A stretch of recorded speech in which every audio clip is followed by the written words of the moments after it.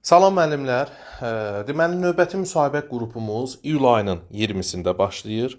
Deməli müsahibə dərslərimiz 1-ci, 3-cü, 5-ci günlər, tək günlər saat 18:00-da Zoom proqramı vasitəsilə həyata keçirilir. Zoom proqramı vasitəsilə avqust ayından etibarən isə avqust ayından həftədə hər gün dərs keçiriləcək. Həftədə deməli hər gün 7 dəfə dərs olacaq. Hələ ki 1-3-5 saat 18:00-dadır dərslərimiz. Deməli dərslərimiz Zoom proqramı vasitəsilədir və hər bir müəllimi tək-tək mən sual-cavab edirəm. Müsahibə əsasında deməli sertifikasiya müsahibə qruplarımızda hansı dərslər keçirilir? Sinif idarəetmə bacarıqları, şagirdləri qiymətləndirmə bacarıqları, tədris prosesinin təşkil olunma bacarıqları, özünü təqdim etmə bacarıqları və icmal. İcmalı yazma qaydası, icmal nümunələri atılır və istəyən əlavə icmal istəyən müəllimlərə isə əlavə dəstək göstərilir. İcmallar, onlara fərqli icmallar müəyyən ödənişlə atılır. Dərslərimizin qiyməti 25 manatdır və 20 iyul ilk dərsimiz sıfırdan təzə qrupumuz başlayır.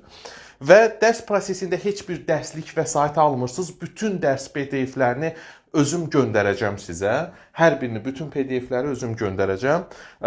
Deməli, dərslərə qoşulmaq üçün 051 580 94 28 050 334 12 64 nömrəsinin WhatsApp-ına yaza bilərsiniz. Və həmçinin onu da qeyd edim ki, yəni birinci turdan uğurla keçmisiniz. İkinci turu şansa buraxmayın. Bizim müsahibə qruplarına qoşulan bütün müəllimlər müsahibədən uğur qazanıb, yəni bizim müsahibə mərhələsinə qoşulan müəllimlərin hər biri müsahibədən keçib, heç kəsilən olmayıb. Siz də bizim müsahibə qrupuna qoşulun ki, işinizi qarantiya altına alın və ondan əlavə də, yəni misal üçün keçən il icmala görə nə qədər müəllimi kəsdilər, ən düzgün, yəni icmal yazıb aparmışdılar, amma düzgün aparmamışdılar. Ən düzgün icmal nümunələrini də biz sizə təqdim edəcəyik və o icmallarla da müsahibədən keçmək sizin üçün rahat olacaq. Dərslərə qoşulmaq üçün göstərilən nömrələrlə əlaqə saxlaya bilərsiniz. Aha, bir daha salam müəllimlər. Hər vaxtınız xeyir olsun. Artıq dərsimiz qeydə alınır. Hər birinizi salamlayıram və bu hazırlığınızda sizlərə uğurlar arzu edirəm. Əl qaldıran müəllimlər var və başlayaq çox uzatmadan müsahibəyə. Deməli, Ülviyə Tağızadə, adı-badı çəkəcəm. Ülviyə müəllimə Tağızadə, zəhmət olmasa. Salam müəllim, axşamınız xeyir. Salam, hər vaxtınız xeyir olsun. Zəhmət olmasa özünüzü təqdim edin Ülviyə müəllimə. Deməli, mən Ülviyə Tağızadə Azər qızı, 11 yanvar 2000-ci il Bakıda anadan olmuşam. 2006-cı ildə 32 nömrəli məktəbdə birinci sinifə daxil olub, 2017-ci ildə həmin o məktəbi bitirib, 506 balla Azərbaycan Dövlət Pedaqoji Universitetə qəbul olmuşam, İbtidai sinif fakültəsinə. 2021-ci ildə həmin universiteti bitirib, deməli, sosial məzəniyyət yerlərinə 4 il davamlı işləmişəm, MİQ imtahanı verərək. 2024-cü ildə MİQ imtahanı verərək 90 bal yığıb, 86 nömrəli tam orta məktəbdə daimi əsasla işə qəbul olmuşam. Bu ildə sertifikasiya imtahanında iştirak edib 54 bal toplamışam. Lap gözəl, təbrik edirəm sizi yüksək nəticənizdən dolayı. Deməli, formativ qiymətləndirmə nədir Ülviyə müəllimə, deyə bilərsinizmi? Formativ qiymətləndirmə şagirdin gündəlik qiymətləndirməsidir. Şagirdin fəaliyyətini izləyir, ona hansısa bir çətinliyində yol göstərir, onu nailiyyətə doğru aparır. Biz formativ qiymətləndirmədə gündəlik təlim nəticəsinin əsasında qiymətləndirmə aparırıq. Yəni təlim nəticəsinin əsasən dərsin sonunda uşaq nəyə nail olacaqsa, biz onu qiymətləndiririk ki, görək bu nəticəyə uşaq çatıb, yoxsa yox. Çatıbsa, nə gözəl, çatmayıbsa, növbəti dərsdə həmin o standarta uyğun, eyni təlim nəticəsinə uyğun yenə dərs qurub, onu şagirddə reallaşdırmalıyıq. Bəli. Formativ qiymətləndirmə belə ümumiləşdirə bilsək, deyə bilərik ki, dərs boyu davamlı olaraq aparılan qiymətləndirmədir, şagirdi təlim nəticəsinə, hədəfə, məqsədə çatdıran qiymətləndirmədir və dərs boyu davamlı olaraq aparılır. Yaxşı, formativ qiymətləndirmə hansı vasitələrlə aparılır və nəticələr harda qeyd oluna bilir? Nəticələr rəsmi sənədlərdə qeyd olunmur. Sadəcə gündəlik o şagirdin gündəliyində yaza bilərik ki, məsələn, filan hansı valideyn bilsin ki, nəyə cavab verdi, nə də geri qaldı belə. Amma belə rəsmi qiymətləndirmə kimi qeyd olunmur hansı bir jurnalda. Şagirdin nəticəsinə təsir göstərmir. Qiymətləndirmənin müxtəlif üsullarını apara bilərik. Çalışma verə bilərik, tapşırıqlar, qruplara işə bölə bilərik. Müxtəlif, məsəl üçün, rubriklərdən istifadə edə bilərik. Müxtəlif tapşırıqlar verərək, qruplara bölərək, kollektiv işlə, müxtəlif iş üsullarından dərsi quraraq uşaq axırda da qiymətləndirmə apara bilərik. Müxtəlif üsul və vasitələrlə bəli, qiymətləndirmə aparmaq olar. Yaxşı, dəstəkləyici mühitin yaradılması, dəstəkləyici mühit nədir və sinifdə siz dəstəkləyici mühiti necə yaradırsınız? Dəstəkləyici mühit dedikcə şagirdin təhlükəsiz, mənəvi, psixoloji cəhətdən sağlam bir mühit qurulmalıdır uşaq üçün. Aha. Bunun üçün baxmalıyıq ki, görək sinifdə bullying varmı? Bunun qarşısını ilk öncə almalıyıq. Sonra uşaqlar arasında buzqıran strategiyadan istifadə edib, onlar arasında münasibəti düzgün tənzimləməliyik ki, uşaqlar üçün ilk öncə dərs, sinif otağı, sinif mühiti, dərs prosesi dəstəkləyici şəkildə olsun. Lap gözəl. Deməli, dəstəkləyici mühit bəli, sinifdə belə ümumiləşdirək ki, sağlam mənəvi psixoloji mühitin qurulmasıdır. Yəni sinifdə bullying halı olmasın, müəllim avtoritar üslubda dərs keçməsin. Dəstəkləyici mühit budur. Bəs yaxşı, avtoritar və demokratik üslub nədir? Zəhmət olmasa bu barədə məlumat verərsiniz. Avtoritar üslubda, deməli, avtoritar müasir üslubu, demokratik deyərdim ki, məsəl üçün, avtoritar üslubda müəllim orada Avtoritar sadəcə hansı üslubdur? Müasir dediniz? avtoritar Ənənəvi üslubdur. Demokratik demokratik müasir müasir üslubdur. üslubdur. Aha. Ənənəvi ilə müasirin deməli nə fərqi var? Deməli, ənənəvi üsulda odur ki, müəllim gəlir, bir 45 dəqiqə ərzində özü dərsi keçir, gedir. Uşaq burada heç bir biliyi ancaq qəbul edən tərəf kimi olur, amma digərində isə uşaq fəal iştirakçıdır, biliyi özü aktiv qəbul eləyir, məsəl üçün məzmunu özləri seçir. Daha çox uşaq burada fəaliyyətdə olur. Müəllim isə orada uşaqlara daha çox burada yol göstərən, onlara scaffolding edən tərəf kimi çıxış edir.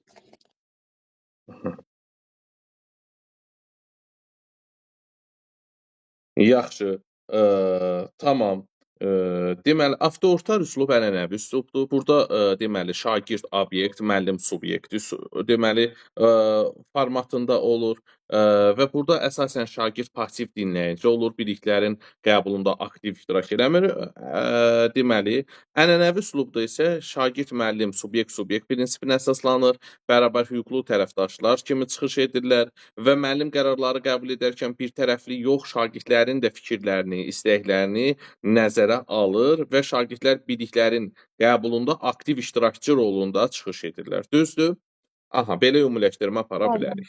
Yaxşı, siz bizə deyin görə inklüziv təhsil nədir Ülviyə müəllimə?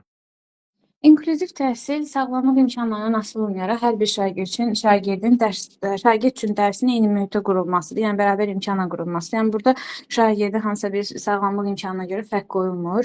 Yəni inklüziv uşaqlar da bu təlim mühitində iştirak edirlər. Hamıya bərabər yanaşılır, hamıya öz bilik səviyyəsinə uyğun tapşırıqlar verilir, hamı üçün dərs əlçatan olur. Aha, hər kəs üçün dərs əlçatan olur. Təhsilin hər kəs üçün əlçatanlığının təmin olunmasıdır. Təşəkkür edirəm Ülviyə müəllimə. Çox sağ olun. Sağ olun. Deməli, Zümrüd Cəfərova. Zümrüd müəllimə. Salam müəllim, hər vaxtınız xeyir. Salam, hər vaxtınız xeyir olsun Zümrüd müəllimə. Özünüzü təqdim edin zəhmət olmasa. Mən Cəfərova Zümrüd İlqarı qızı 1998-ci ildə Ağcabəd rayonu Sülkənin anadan olmuşam.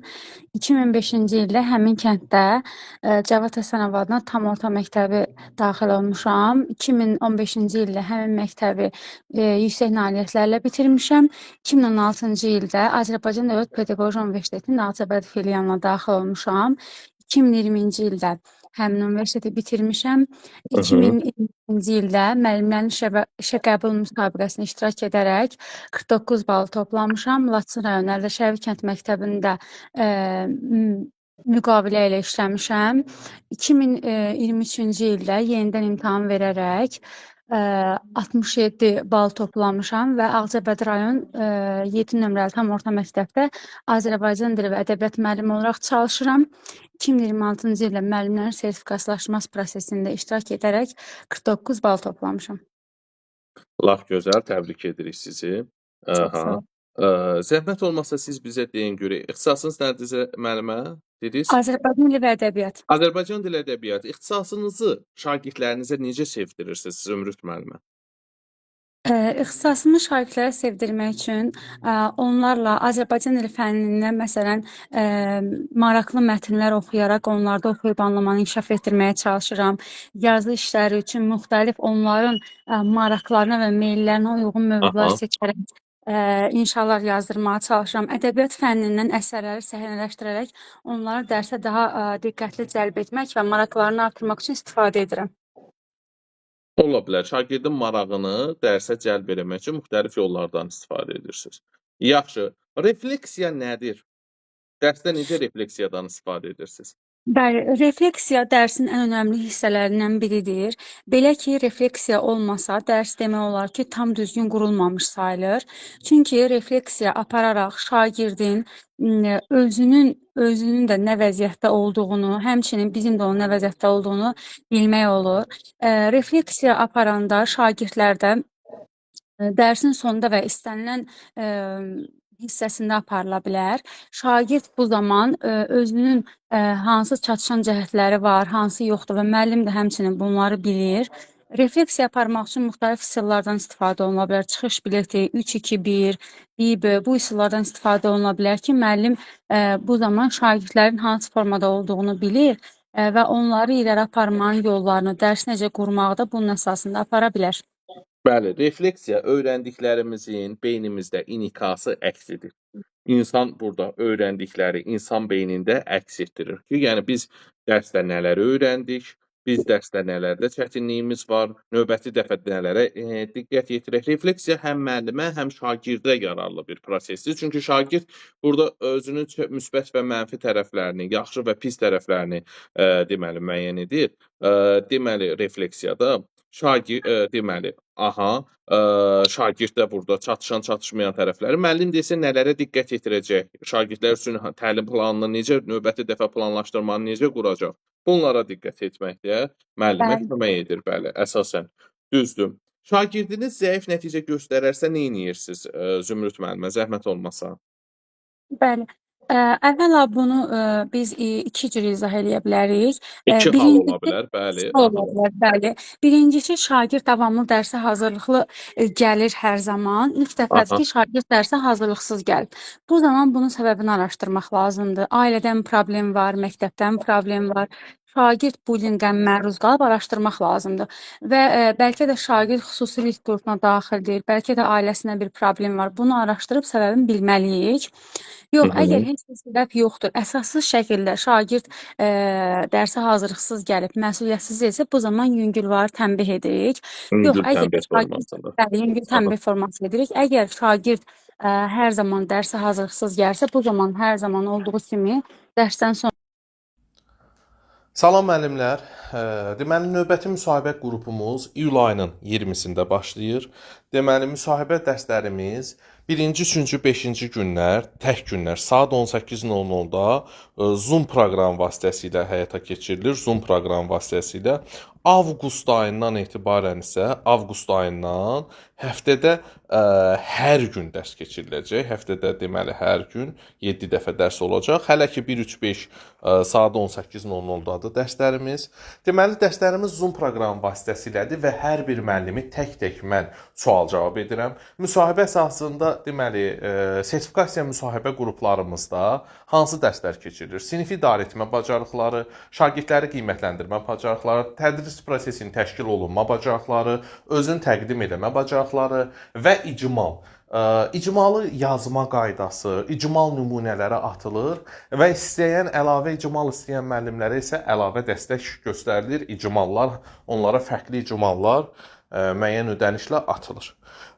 Dərslərimizin qiyməti 25 manatdır və 20 iyul ilk dərsimiz sıfırdan təzə qrupumuz başlayır. Və dərs prosesində heç bir dərslik vəsait almırsınız. Bütün dərs PDF-lərini özüm göndərəcəm sizə. Hər birini, bütün PDF-ləri özüm göndərəcəm. Deməli, dərslərə qoşulmaq üçün 051 580 94 28 050 334 12 64 nömrəsinin WhatsApp-ına yaza bilərsiniz və həmçinin onu da qeyd edim ki, yəni birinci turdan uğurla keçmisiniz. İkinci turu şansa buraxmayın. Bizim müsahibə qruplarına qoşulan bütün müəllimlər müsahibədən uğur qazanıb, yəni bizim müsahibə mərhələsinə qoşulan müəllimlərin hər biri müsahibədən keçib, heç kəsilən olmayıb. Siz də bizim müsahibə qrupuna qoşulun ki, işinizi qarantiya altına alın və ondan əlavə də, yəni misal üçün keçən il icmala görə nə qədər müəllimi kəsdilər, ən düzgün, yəni icmal yazıb aparmışdılar, amma düzgün aparmamışdılar. Ən düzgün icmal nümunələrini də biz sizə təqdim edəcəyik və o icmallarla da müsahibədən keçmək sizin üçün rahat olacaq. Dərslərə qoşulmaq üçün göstərilən nömrələrlə əlaqə saxlaya bilərsiniz. Şagirdlə xüsusi maraqlanaraq onun dərsə cəlb olunmasına çalışırıq. Aha, yaxşı. Deməli, baxın, əgər şagird ilk dəfə, deməli, həmişə dərsə hazırlıqlıdır. Bu dəfə ilk dəfədir ki, dərsə hazırlıqsızdırsa, bu dəfə şagirdə yüngül tənbih edirik və yəni lazım olarsa göz yuma bilərik ilk dəfəyə. Amma yox, şagird həmişə dərsə hazırlıqsız gələn şagirddirsə, davamlı. Bu zaman şagirdə düzgün rəy verməliyik. Rəylə onu bu vəziyyətdən çıxarmağa çalışmalıyıq. Aydındır? Bəli, bəli. Aha. Valideyn sizi tənqid edərsə nə edərsiniz?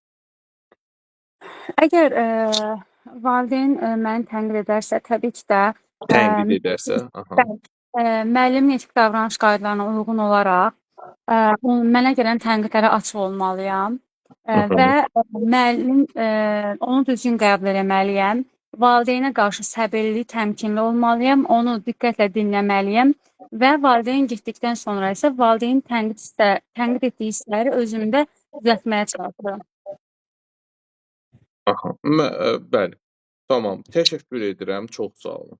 Çox sağ olun müəllim. Sara Sayadova, Sara müəllimə. Bəli, Coşqun müəllim. Hər vaxtınız xeyir olsun. Hər vaxtınız xeyir olsun. Özünüzü təqdim edin zəhmət olmasa. Oldu müəllim. Mən Sara müəllimə Sayadova, Salyan rayon Xalaç kəndində 1967-ci ildə anadan olmuşam. Orta məktəbi 1983-cü ildə bitirmişəm. Pedaqoji təhsilim 1983-87-ci illəri əhatə edir. Gəncə şəhər Məişət Xidməti Kollecinin əmək təlimi ixtisasını bitirmişəm. Pedaqoji fəaliyyətimə 1996-cı ildən Salyan rayonu 4 saylı tam orta məktəbində başlamışam. 30 il müəllimlik təcrübəm var. Elm və Təhsil Nazirliyinin keçirdiyi 2016-cı ildə diaqnostik imtahanından 47 bal, bu il keçirilən 2026-cı sertifikasiya imtahanında 54 bal toplamışam. Demək olar ki, uğur qazanmışam. Hər bir uğurun arxasında böyük bir zəhmət dayanır, bunu hamımız bilirik. Təhsil Nazirliyinin keçirdiyi bir çox təlimlərdə iştirak etmişəm, sertifikatlar almışam. Rayon və məktəb tədbirlərində şagirdlərimin əl işləri həmişə diqqət cəlb edib. Mən bu yaşda olmağıma baxmayaraq öz işimi sevən, daim öz üzərində çalışan, demək olar ki, yeniliklər axtarışında olan bir müəlliməm. Ulu öndərimiz demişkən, mən müəllim adından şərəfli ad tanımıram. Nə yaxşı ki, müəlliməm. Lap gözəl, lap yaxşı. Deməli, siz bizə deyin görək, zəhmət olmasa, şagird yönümlülük nədir? Sinifdə şagird yönümlülüyü necə yaradırsınız, necə formalaşdırırsınız? Şagird yönümlülük, sinifdə şagird yönümlülük müəllim. Demək olar ki, mən şagirdlərə şagird yönümlülük biraz tutuldum müəllim, nəysə. Şagird yönümlülük nədir? Şagird yönümlülük. Nə deməkdir? Heç baxmamışsınız mənim izahlarıma, kurikulumun prinsipləri, pedaqoji prosesin təşkil prinsipləri. Şagird yönümlülüyü şagirdlərin maraq və tələbatlarını nəzərə almaqla şagirdlərin potensial imkanlarının inkişaf etdirilməsidir. Aha, Düşmüşdü məsələn. aha, yadınıza düşdümü? Bəli, düşdü. Aha, indi buyurun, davamını siz deyin görək. Sinifdə şagird yönümlülüyü necə təmin edirsiniz? Buyurun. Sinifə şagird yönümlülük təmin etmək üçün birinci onların istək və arzularını O yox. nəzərə Xeyr. İstək və arzu bu cümlə səhvdir. Uşağın arzusu nədir? İstəyi nədir? Dərsdə müəllim dərs prosesində marağı, ehtiyaclarını, tələbatlarını nəzərə almaq olar. İstək dedikdə uşağın istəyi başqa şey olar. Uşaq deyəcək ki, mən gəlim sinifdə misal üçün də ortada qaldı oynayım. Misal üçün deyirəm, özümdən dedim də. Bu istək, arzu dərsdə nəzərə alınmır. Ehtiyacları, maraq, ehtiyac, tələbatları nəzərə alınır. Bu başqa şeydir, maraq, ehtiyacları. İstək, arzu tələbatları nəzərə alıram. necə Şagirdlərin nəzərə alırsınız? Məsələn, məsələn, istedad qabiliyyətlərinin nəzərə alınması, bəli. Buyurun. maraq və tələbatlarını nəzərə alaram. Şagirdlərin aktiv iştirakını təmin edərəm. Sonra müzakirə zamanı şagirdlərin fikrini öyrənməyə çalışaram. Müzakirə formasında şagirdlər aktiv olur, daha da özlərini yaxşı hiss elətdirirlər, elə bil ki. Şagirdlərin pozitiv olmasını, aktiv olması deməkdir şagird yönümlü təlim. Aha, lap gözəl.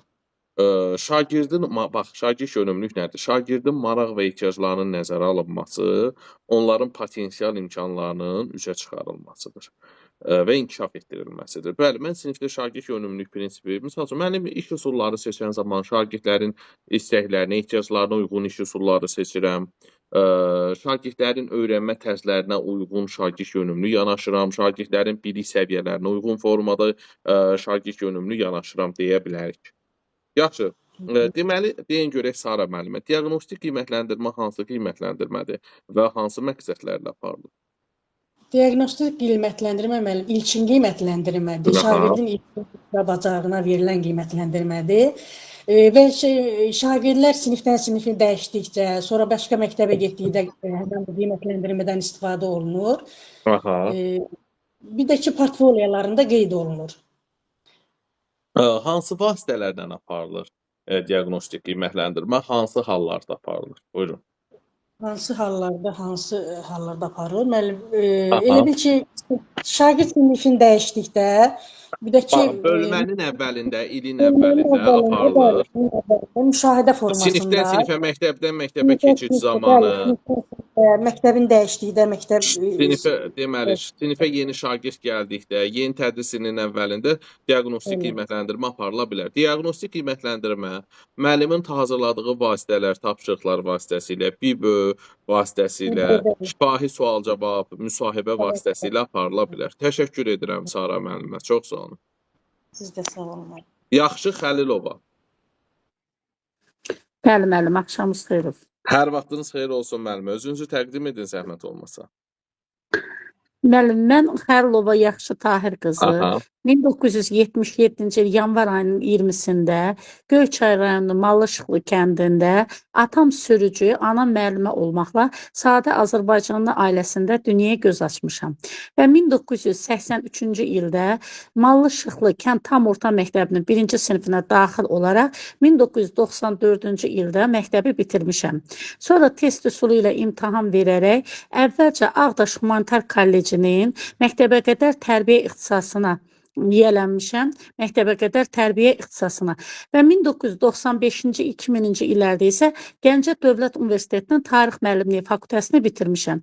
2000-ci ildə özümün doğulub boya başa çatdığım Göyçay rayonu Malışıqlı kəndində tarix müəlliməsi kimi fəaliyyət göstərirəm. İşlədiyim müddətdə öz fənnimi şagirdlərə sevdirmişəm. Belə ki, neçə şagirdin ayrı-ayrı universitetlərdə, ali təhsil ocaqlarında tarix müəllimliyinə qəbul olunmasına nail olmuşam. Bir nəfər şagirdim isə fənn olimpiyadasında iştirak edib, gümüş və bürünc medala layiq görülmüşdür. Və buna görə də mən təhsil şöbəsi tərəfindən mükafatlandırılmışam sertifikatla. Və mən diaqnostik qiymətləndirmədə, yəni təhsil verənlərin diaqnostik qiymətləndirməsində iştirak edərək 45 bal toplamışam. 2026-cı il 24 iyun tarixində keçirilən təhsil verənlərin sertifikatlaşmasında 40 bal toplayaraq müsahibə mərhələsinə keçmişəm. Lap gözəl, lap yaxşı. Deməli, siz bizə deyin görək, şagirdi bir şəxsiyyət kimi formalaşdırmaq üçün nələr edirsiniz? Ümumiyyətcə, şəxsiyyət kimdir? Bəli. Müəllim, ilk öncə şəxsiyyət sözünün mənasına diqqət yetirək. Deməli, Aha. şəxsiyyət özündə, bəli, milli mənəvi dəyərləri əks etdirən, cəmiyyətini, millətini, dövlətini sevən, xalqına, millətinə bağlı olan bir şəxsdir. Ona görə də şagirdi şəxsiyyət kimi yetişdirmək üçün Aha. belə deyək, bəli, şəxsiyyət yönümlü təlim mühiti formalaşdıraram. Tamam, şəxsiyyət yönümlü təlim mühitini necə formalaşdırarsınız? Məsələn, müəllim, belə deyək də, cəmiyyət üçün yararlı şəxsiyyətləri onun üçün nümunə gətirərəm. Məsələn, Məmməd Əmin Rəsulzadə, Heydər Əliyev, İlham Əliyev, ondan sonra milli xeyriyyətçilərdən Hacı Zeynalabdin Tağıyev, milli qəhrəmanlardan Mübariz İbrahimov, onları nümunə gətirərək şagirdlərin belə deyək də, öz şəxsiyyət kimi formalaşmasına, vətənpərvər kimi yetişməsində əlimdən gələni əsirgəmərəm. Yaxşı. Deməli, baxın, şəxsiyyət yönümlülük nədir? Deməli, müəllim, deməli, əsas vəzifəsindən biridir. Şagirdləri təkcə bir bilik bacarıqlar formalaşdırmaq deyil, şagirdi həm də şəxsiyyət yönümlü ruhda da yetişdirməkdir. Şəxsiyyət kimdir? Özündə milli bəşəri dəyərləri deməli, daşıyan, idrak ünsiyyət psixomotor bacarıqlarına sahib olan bir şəxsdir. Yəni, əsas buradadır, şəxsiyyət kimdir? Milli bəşəri dəyərlərə sahib olmaq. Deməli, bu milli bəşəri dəyərlərə sahib olan bir şəxsdir. Deməli, şagirdlərə bununla bağlı daim vətəndaşlıq mövqeyi səriştəsi formalaşdırmaq üçün şagirdlərdə milli bəşəri dəyərlərdən deməli, aşılayaram, milli bəşəri dəyərlər aşılayıram. Əxlaqi mənəvi mövzularda müzakirələr təşkil edirəm. Qruplarla iş təşkil edirəm. Bu da uşaqlarda şəxsiyyət kimi formalaşmasına deməli, təsir göstərir. Şagirdlərdə deməli, emosional intellekt mənəvi inkişafına deməli, inkişaf etdirərəm. Yüksək ideyaları daşımaq, misal üçün, özündə yüksək ideyalar deməli, göstərmiş, özündə yüksək ideyalar daşımış şəxslər, həyatda yüksək mövqe tutmuş şəxsləri misal göstərib onlara onların izi ilə getməyə başa salaram. Mükafatlandırma mənfi nəticələr var. Müsbət davranışları mükafatlandıraram ki, bu daimi vərdiş kimi vərdişə çevrilirsin. Mənfi davranışların isə mənfi nəticələrini izah edərəm ki, onlar bir də o mənfi davranışlara yol verməsinlər. Yaxşı. Valideynlə hansı hallarda əlaqə saxlayırsınız? Yəni, valideynlə əlaqə saxlamağın xüsusi bir vaxtı yoxdur. Ümumiyyətlə, hansı siniflərdə bəli, dərs deyiriksə, mən öz təcrübəmdən deyirəm. 5-ci sinifi ilk əvvəl götürürük. Bizim dərsimiz 5-ci sinifdən başlayır fəndimiz. Hələ müəllimlər bizi tanımır, ancaq ibtidai sinif müəllimlərini tanıyırlar. Onlar mütəmadi olaraq bizlə əlaqə saxlayırlar. Mən uşaqların nailiyyətləri, ondan sonra onların bacarıqları, bilikləri, hansında essə yazmaq qabiliyyəti var, hansında xəritə göstərmək qabiliyyəti var, hansında yaxşı şifahi danışıq, nitq qabiliyyəti var. O haqda valideynləri vaxtaşırı məlumatlandırıram. Aha, lap gözəl. Əla. Daim müəllim valideynlə əlaqədə olur. Bəli, onun xüsusi bir vaxtı yoxdur. Bəli, valideynlə əlaqə yaratmağın xüsusi bir vaxtı yoxdur. Daim müəllim valideynlə əlaqədə olmalıdır. Yaxşı, psixoloqa hansı hallarda müraciət edirsiniz? Bəli. Mən bilirik ki, hər bir məktəbdə şagird sayına uyğun psixoloqlar fəaliyyət göstərir. Psixoloqların məktəbin həyatında olduqca rolu böyükdür. Çünki bax, şagirdimizdə həddindən artıq qara dinməzlik, özünə qapanma görəndə, ondan sonra ünsiyyət bacarıqlarının zəif olduğunu gördükdə və yaxud da şagird başqasına qarşı... Bu hallar davamlı olduqda, bu davamlı olduqda, bəli. Görün ki, hər hansı bir şagirdimiz ilin müxtəlif, məsələn, fəslində, ayında, məsələn, mən bu il təcrübəmdə olub, dekabr ayından bir şagirdimiz dərsə gəlmədi. Daimi olaraq dərsdən qaldı. Bu zaman biz... Məktəb rəhbərliyinə, məktəb psixologuna... Bəli, əvvəlcə məktəb rəhbərliyinə, sonra məktəb psixologuna müraciət edirik. Əla. Siz dərsinizi vicdanla keçirsinizmi? Fikrinizi əsaslandırın, zəhmət olmasa. Bəli, mən dərsimi vicdanla keçirəm. Aha, nəyə əsasən deyə bilərsiniz? Çünki mən deməli vaxtaşırı olaraq şagirdləri muzeylərə aparıram, ekskursiyalara çıxardıram. Ondan Aha. sonra mən bəli, tez-tez Heydər Əliyevin, Ulu Öndərin fəaliyyəti haqqında debatlar təşkil edirəm. Sonra ildə 2 dəfə məsələn tarix fənnindən siniflər arası yarışlar təşkil edirəm. Siniflərin mənfi müsbət cəhətini ortalığa çıxardıram. İnteraktiv təlim üsullarından istifadə edirəm. Sonra qruplarla iş təşkil edirəm. Ondan sonra müzakirə müxtəlif ayrı-ayrı mövzularla bağlı çətin mövzuları müzakirəyə çıxarıram və bu müzakirələrdə ayrı-ayrı iş üsullarından ən çox da əqli hücumdan istifadə edirəm. Və hər bir şagirdimə diferensial fərdi Bəli, yanaşmağa bəli, çalışıram. diferensial, Və hər fərqli bir fərqli sinifdə yanaşmağa misal üçün çalışıram. ancaq passiv, aktiv şagirdlərin təkcə inkişafına yox, mən çalışıram ki, sinifdə passiv qalan, dərsdə passiv qalan bütün şagirdlərin dərsdə iştirakına və inkişafına nail olum. Buna Bəli, görə də bəli. mən şagirdlərin öyrənmə tərzlərinə uyğun formada, şagirdlərin səviyyələrinə uyğun formada tapşırıqlar hazırlayıram, Bəli. diferensiallığı gözləyirəm və mən düşünürəm ki, dərsimi vicdanla keçirəm. Mən şagird yönümlülük prinsipinə əməl eləməyə çalışıram. Subyekt prinsipinə əsasən şagirdlərlə qarşılıqlı hörmət, əməkdaşlıq üzərində dərsi qururam. Şagirdlərin dərs zamanı deməli fikirlərini, maraqlarını, tələbatlarını nəzərə alıram və Aktiv tərəf olmasına çalışıram. müəllimin etik davranış qaydalarına əməl edirəm. Tamam. Bəli. Sual. Müəllimlərin etik davranış qaydaları hansılardır müəlliməmiz? Bəli. Müəllimlərin etik davranış qaydaları, məsələn, mədəni loyallıqdır, mədəni davranışdır, ictimai etimaddır, sonra o gizlilik var, konfidensiallığı qorumaqdır. Konfidensiallıq. Aha, Konfidensiallığı, onun bəli. adı dəyişib, baxın, bax. Konfidensiallıqla peşəkarlıq, fərdi məsuliyyət bu iki etik davranış qaydası birləşibdir. Peşəkarlıq, fərdi məsuliyyətlə konfidensiallıq. İkisi birləşdi, oldu insan hüquq və azadlıqlarına hörmət. Aydındır. Gəlin etik davranış qaydalarını birgə sadalayaq. Qanunun aliliyi, Qanunun qanunçuluq. aliliyi, Sonra bəli. qanunçuluq da deyirlər buna. Sonra mədəni davranış, loyallıq, Mədəni ictimai davranış, etimad, loyallıq, qərəzsizlik, ictimai insan hüquq etimad. və azadlıqlarına hörmət, deməli bunları sadalaya bilərik. Aydındır.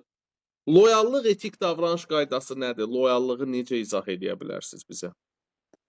Loyallıq mənə elə gəlir ki, bax o həmin məktəbin, deməli, mikro mühitin, şagirdlərin, sinifin adına xələl gətirə biləcək bir hərəkətin edilməməsidir. Yəni o Başqa. məktəbin ancaq Məsələn, bu lehinə situasiya fəaliyyət deyin, göstərməkdir. loyallığın qorunması və yaxud da pozulması ilə bağlı. Elə bil məsələn, ola bilər də müəllimlərin içərisində də deməli, həmin məktəbin ancaq belə deyək də əleyhinə danışır. Amma loyallıq da o Əsaslı əleyhinə olmadan, danışmır. əsası Əsaslı olmadan, bilib olmadan, bilmədən bəli. qısaca danışmaq loyallıq Bəli, etik bəli. davranış qaydasının pozulmasıdır.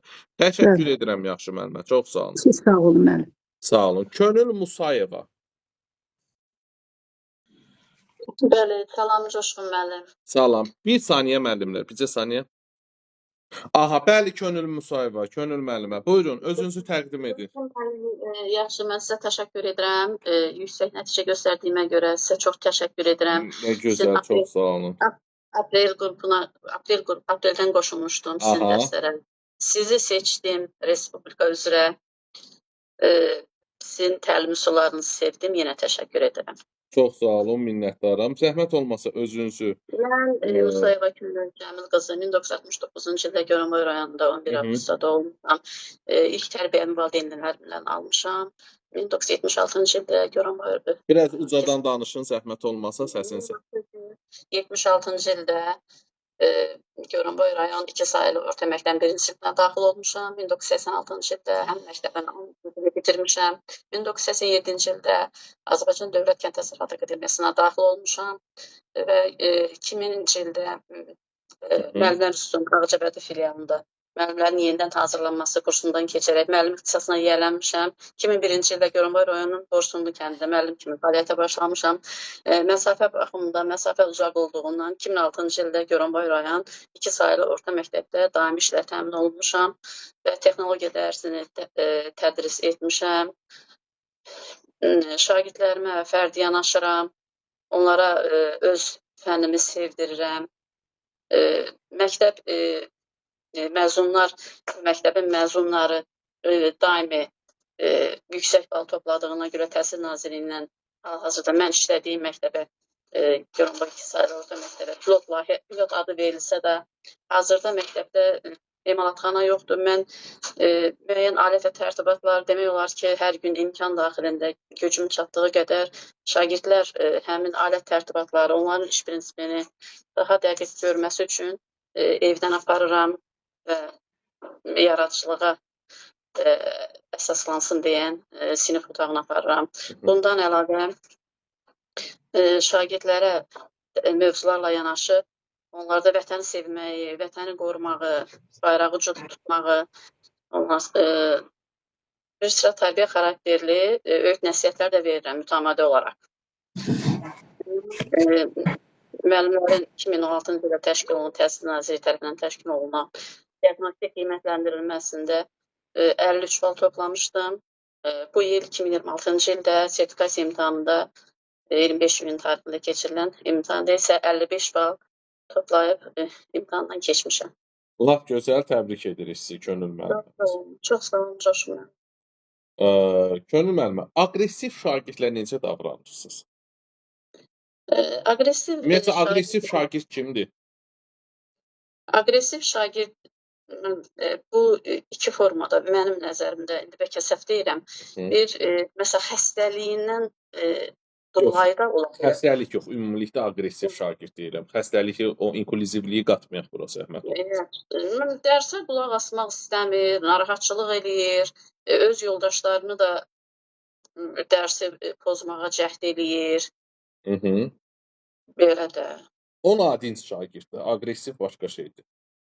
Bununla tamam, indi necə davranırsınız? Fərdi şəkildə davranıram onlarla. Məsəl üçün, onların fərdi şəkildə söhbət eləyirəm. Arada o tənəffüsdə, məsəl istəmirəm də şagirdlərlə söhbət eləyəm. Maraqlanıram, niyə belə olduğunu, tədricən yola gətirirəm də. Yəni, ümumiyyətlə, sinifdə bir o qədər də, dərs ediyim siniflərdə bir o qədər rast gəlməmişəm. İllər ərzində bir-iki nəfər belə ancaq oldu. Baxın, aqressiv şagird kimdir? Aqressiv şagird psixologiyasında daim dəyişiklik olan bir şagirddir. Belə şagirdlərə qarşı deməli, hökmən diqqətli olmalıyıq. Səs tonumuzu belə şagirdlərə qarşı gözləməliyik. Belə şagirdə qarşı qışqırmaq, tənqid eləmək, həddən artıq çox sərt formada danışmaq olmaz. Diqqətli, həssas, mülayim davranmaq lazımdır. Deməli, aqressiv şagirdi necə müəyyən edirik? İlin əvvəlində diaqnostik qiymətləndirmə aparırıq. Deməli, diaqnostik qiymətləndirmə vasitəsilə şagirdin aqressiv olub-olmadığını müəyyən edə bilərik. Deyəcəksiniz, Coşqun müəllim, diaqnostik qiymətləndirmə nə əlaqə? Diaqnostik qiymətləndirmə, bəli, əlaqəlidir. Diaqnostik qiymətləndirmə təkcə şagirdin bilik səviyyəsini ölçmək üçün deyil. Diaqnostik qiymətləndirmə şagirdlərin aqressiv olub-olmadığını, psixoloji vəziyyətini, öyrənmə tərzini, ümumilikdə şagirdləri tanımaq üçün aparılan bir qiymətləndirmədir. Və müəllim diaqnostik qiymətləndirmə vasitəsilə şagirdin psixoloji vəziyyətini, yəni aqressiv olub-olmadığını müəyyən elədi. Düzdür, xasiyyətini, xarakterini, psixoloji dəyişkənliyini, psixologiyasını müəyyən elədi. Və şagirdin aqressivliyini müəyyən etdi. Tamam, aqressivlik bəs nədən yaranır? Aqressivlik uşaqlarda sevgi əskikliyindən yaranır. Ümumiyyətcə, nəinki uşaqda, hamıda, insanlarda sevgi əskikliyindən. Və bir şagird qəfil valideynindən, dostlarından, yaxın ətrafından, deməli, sevgidən məhrumluq yarananda bu uşaqda aqressivlik başlayır tədricən. Ailədə olan problemlər, uşaqların yoldaşları ilə olan problemləri aqressivliyə gətirib çıxardır. Belə şagirdlərə qarşı müəllim həssas olmalıdır. Şagirdin ən xırda uğurlarını belə qiymətləndirməli, ona ən xırda uğurlarına belə müsbət davranışını tərifləmək, müsbət davranışına müsbət rəylər vermək lazımdır. Və tədricən şagirdə sevgi göstərərək, müsbət davranışlarını diqqətə çatdıraraq şagirdin aqressivliyini deməli, nə etmək olar? Aradan qaldırmaq olar. Düzdür? Könül müəllimə? Bəli, eşidirəm, Coşqun müəllim. Tamam, yaxşı. Texnologiya fənnini şagirdlərinizə necə sevdirirsiniz? Maraqlı bir sual. Buyurun.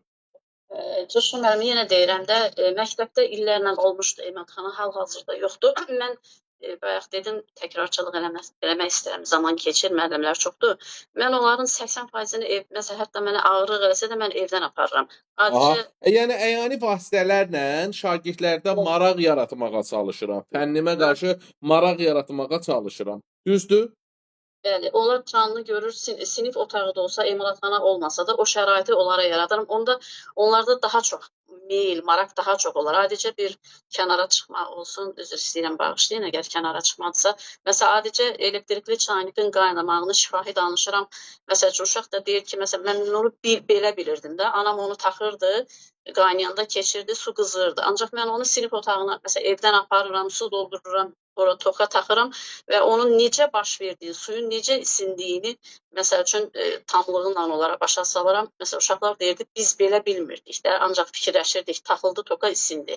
Onun iş prinsipini mən onlara başa salıram, özlərinin öyrənməyini, fizika fənni ilə əlaqələndirirəm, o necə baş verdi, yəni də fizika fənninə inteqrasiya edirik.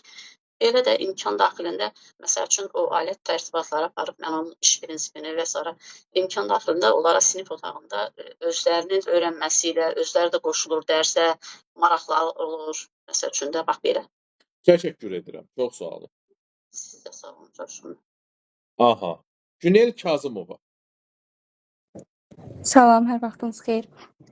Hər Mən vaxtınız- Kazımova Günel Cavid Aha. qızı 1999-cu il dekabrın 2-sində Gəncə şəhərində anadan olmuşam. 2005-ci ildə Gəncə şəhər Şahsman Xətai adına 13 nömrəli tam orta məktəbin 1-ci sinfinə daxil olmuşam. 2015-ci ildə Gəncə Musiqi Kollecinə daxil olmuşam və 2019-cu ildə bitirmişəm. 2021-ci il müəllimlərin işə qəbul imtahanında uğurlu nəticə göstərərək Gəncə şəhərində yerləşən Kəlbəcər rayonu 9 nömrəli tam orta məktəbində pedaqoji fəaliyyətimi davam etdirirəm. Sertifikasiya balım da 48 baldır. Üzr istəyirəm. 48 baldır. İxtisasınız nə oldu Günel müəlliməmiz? Musiqi. Musiqi. Yaxşı. Günel müəllimə, siz fənninizi şagirdlərə necə sevdirirsiniz musiqi fənnini? Fənnin şagirdləri necə sevdirirəm? Bəli. Yəni dərsi fərqli üsullarla keçirəm, rollu Aha. oyunlarla. Məsəl üçün hər hansısa bir bəstəkarın sinifdə hər hansısa bir tamaşasını uşaqlarla onun tamaşa şəklində oynadıram. Dərsi xüsusi video görüntülərlə, əyani vasitələrlə, Əyani vasitələrlə istifadə Bəli. edirsiniz. Tamam. Yaxşı. Konstruktiv və yaxud da destruktiv rey nədir? Konstruktiv rəy, yəni uşaqlara destruktiv rəy, yəni necə deyim, mənfi rəydir. Aha. Uşaqlara, yəni mənfi rəylərdir. Sən bunu edə bilməzsən, bu səndə yaxşı alınmır. Yəni belə rəylərdir.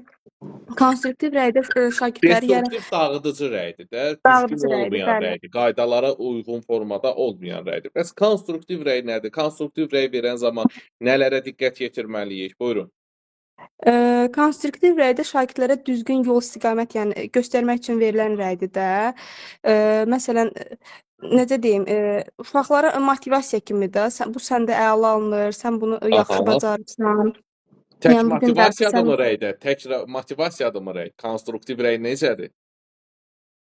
Yəni konstruktiv rəydə, yəni şagirdlərə necə deyim, ancaq elementar inkişaf etdiriləcək, yəni rəylərdir də. Yəni şagirdlərin inkişafında Baxın, rəy nədir? Rəy şagird necə fəaliyyət göstərib? Şagird daha yaxşı necə fəaliyyət göstərə bilər? Baxın, rəy necədir? Şagird necə fəaliyyət göstərib? Şagird daha yaxşı necə fəaliyyət göstərə bilər? Bu iki elementin birləşməsi bizə konstruktiv rəy verir. Yəni rəydə müəllim şagirdin hal-hazırda necə fəaliyyət göstərdiyini və daha yaxşı gələcəkdə necə fəaliyyət göstərəcəyini deməlidir. Misal üçün deyirəm ki, Aydan, bugünkü dərsə cavabından görürəm ki, sən bugünkü dərsə çox çalışmısan. Ancaq məsələlərdə çətinlik çəkirsən, daha çox məsələ həll elə, bunun öhdəsindən gələcəksən. Deməli, Aydanın bugünkü vəziyyətini mən bildirdim ki, Aydan, sən bugünkü dərsə cavabından gördüm ki, sən bugünkü dərsə çox çalışmısan, ancaq məsələ həllində çətinliyin var. Daha çox məsələ həll eləsən, neyniyərsən? Bunun öhdəsindən gələcəksən. Deməli, necə fəaliyyət göstərib, daha yaxşı necə fəaliyyət göstərə bilər var. Deyirəm, misal üçün, Aytac, Aydan yox, misal üçün, Seymur. Sən bugünkü dərsə cavabından görürəm ki, dərsə çox yaxşı çalışmısan. Məsələlərin hər birini səhvsiz həll elədin. Bu çox yaxşıdır. Ancaq sual-cavabda əvvəlki dərslərin sualları ilə bağlı verilən cavablarında yanlışlıq var idi. Yanlışa yol verdin. Sən əvvəlki dərsləri təkrar elə ki, yadından çıxarmayasan. Görürsüz, burada da artıq mən Seymura başqa bir üzr istəyirəm, başqa bir rəy verdim. Deməli, rəy verən zaman şagird necə fəaliyyət göstərir və şagird daha yaxşı necə fəaliyyət göstərə bilər? Bu elementləri deməli vurğulamaq lazımdır. Bəs yaxşı, rəy verən zaman keçmişə deyil, gələcəyə yönəlməlidir rəy xüsusiyyətləri. Emosiya deyil, idrakla, məntiqlə rəy vermək lazımdır. Rəy verən zaman həssaslıqla çatdırmaq lazımdır. Yəni rəy nə şagirdi danlamaq deyil, nə də şagirdi tərifləmək deyil. Yəni rəy şagirdin vəziyyətini bildirmək lazımdır. Müsbət məqamdan başlamayıb müsbət məqamdan bitməlidir. Ortada çatışmazlığı da demək lazımdır rəydə. Vaxtında vermək lazımdır rəyi, dəyərli yoldaşlar. Və bu rəyin də bu xüsusiyyətləri vardır. Yaxşı, müəllim əmi, siz bizə deyin görək, qruplarla iş nədir? Necə iş aparırıq qruplarla işi? Üstün və çatışmayan tərəfləri qruplarla işin hansılardır? Mənim qruplarla iş 3-4, 5-6 nəfər, yəni birlikdə təşkil olunan işdir, qruplarla iş. Aha, Yəni şagirdlər qruplarla, yəni püşkatmadan istifadə edirlər. Yəni belə bölünür, yəni da belə qruplara. aha. Qruplarla işin də faydası ondan ibarətdir ki, yəni Müəllim bölür şagirdlər şagirdləri qruplara və rolları müəllim müəyyən Aha. edir daha çox. Aha, sonra bəli. Yəni faydası ondan ibarətdir ki, yəni şagirdlərin yaxşı inkişaf zonası güclənir, əməkdaşlıq, ünsiyyət, yəni birgə işləmək bacarıqları inkişaf edir və yaradıcılıqları yüksək olur. yaradıcılıq bacarıqları da inkişaf edir. Aha. Bəs yaxşı, qruplarla işin bir də çatışmayan tərəfləri var. Onlar hansılardır? Çatışmayan cəhətləri. Aha. Şagirdlər fikir Yəni ayrılığına düşürlər qruplarla işdə. Aha. bəli. Sonra bəziləri çox, bəziləri az işləyir. Narazılığa gətirib çıxardır. Olurmu qruplarla işdə? Fikir ayrılığına düşürlər. Bəziləri çox, bəziləri az işləyir. Narazılığına, bu da şagirdlər arasında narazılığa gətirib çıxardır. Qiymətləndirmədə, misal üçün, müəllim düzgün qiymətləndirmədikdə lazımsız rəqabət yarana bilir. Bu kimi problemləri ola bilir qruplarla işin. Xaotik səs-küy ola bilir qrup işi, qaydaları olmadıqda xaos yaranır. Aydın oldu? Bəli. Yaxşı, təlim nəticəsi anlayışı nədir Günel müəllim? Yəni təlim nəticəsi, yəni dərsin yəni Təlim nəticəsi anlayışı nədir? təlim nəticəsi anlayışı, yəni Bəli. dərsin mən gediş necə deyim, bir 45 dəqiqə içində, yəni verilən şagirdlər nələri öyrənir. O gündəlik təlim nəticəsidir. Ümumi bir təlim nəticəsinə deyin, zəhmət olmasa. Təlim nəticəsi. Yox, təlim nəticəsi də, ümumi təlim nəticəsi yox. Təlim nəticəsinin ümumi təlim nəticəsi odur ki, əldə olunacaq təlim nailiyyətlərinin nəticələr formasında əvvəlcədən müəyyənləşdirilmiş konkret bir səviyyəsidir. Yəni sonda hansı bir təlim nəticəsi, deməli, təlim nailiyyəti şagirdlər tərəfindən əldə olunacaq, həmin o əldə olunacaq təlim nailiyyətini şagirdlər tərəfindən, müəllim tərəfindən əvvəlcədən müəyyən olunması. Təlim nəticəsi, misal üçün, bir neçə təlim nəticəsi var. Yəni sonda əldə olunacaq nəticələr əvvəlcədən müəyyənləşdirilir burada. Sonda şagird hansı bilik bacarıqlara deməli əldə edəcəklər bilik bacarıqlar var. Fənnin, sinifin sonu üçün təlim nəticəsi. Misal üçün, bu nə deməkdir? Bir ilin sonunda, bir təhsil ilinin, tədris ilinin sonunda şagird hansı bilik bacarıqlara yiyələnəcək? Aydındır? Bir tədris ilinin sonunda şagird hansı bilik bacarıqlara yiyələnəcək? Şagird hansı işi görəcək? Burada bu fənnin, sinifin sonu üçün təlim nəticəsidir. Var, misal üçün, fənnin təhsil səviyyəsi üçün təlim nəticəsi. Misal üçün, bir təhsil səviyyəsində ibtidai, orta, tam orta, 1-dən 4-ə, 5-dən 9-a, 10-11-ci siniflərdə. Misal üçün, 1-ci sinif müəllimi sentyabr ayında ana dilindən dərsə başlayır, bilir ki, mən 4-cü sinifin sonuna qədər, yəni 1, 2, 3, 4 il ərzində şagirdlərə Hansı bilik bacarıqları reallaşdıracağam? Buna fənnin təhsil səviyyəsi üçün bir təlim nəticəsi deyilir.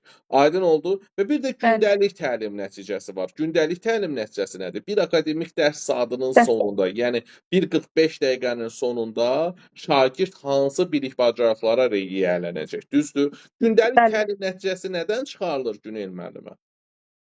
Mənim smart qaydasından çıxarılır, yəni Smart spesifik qaydasına əsasən nədən?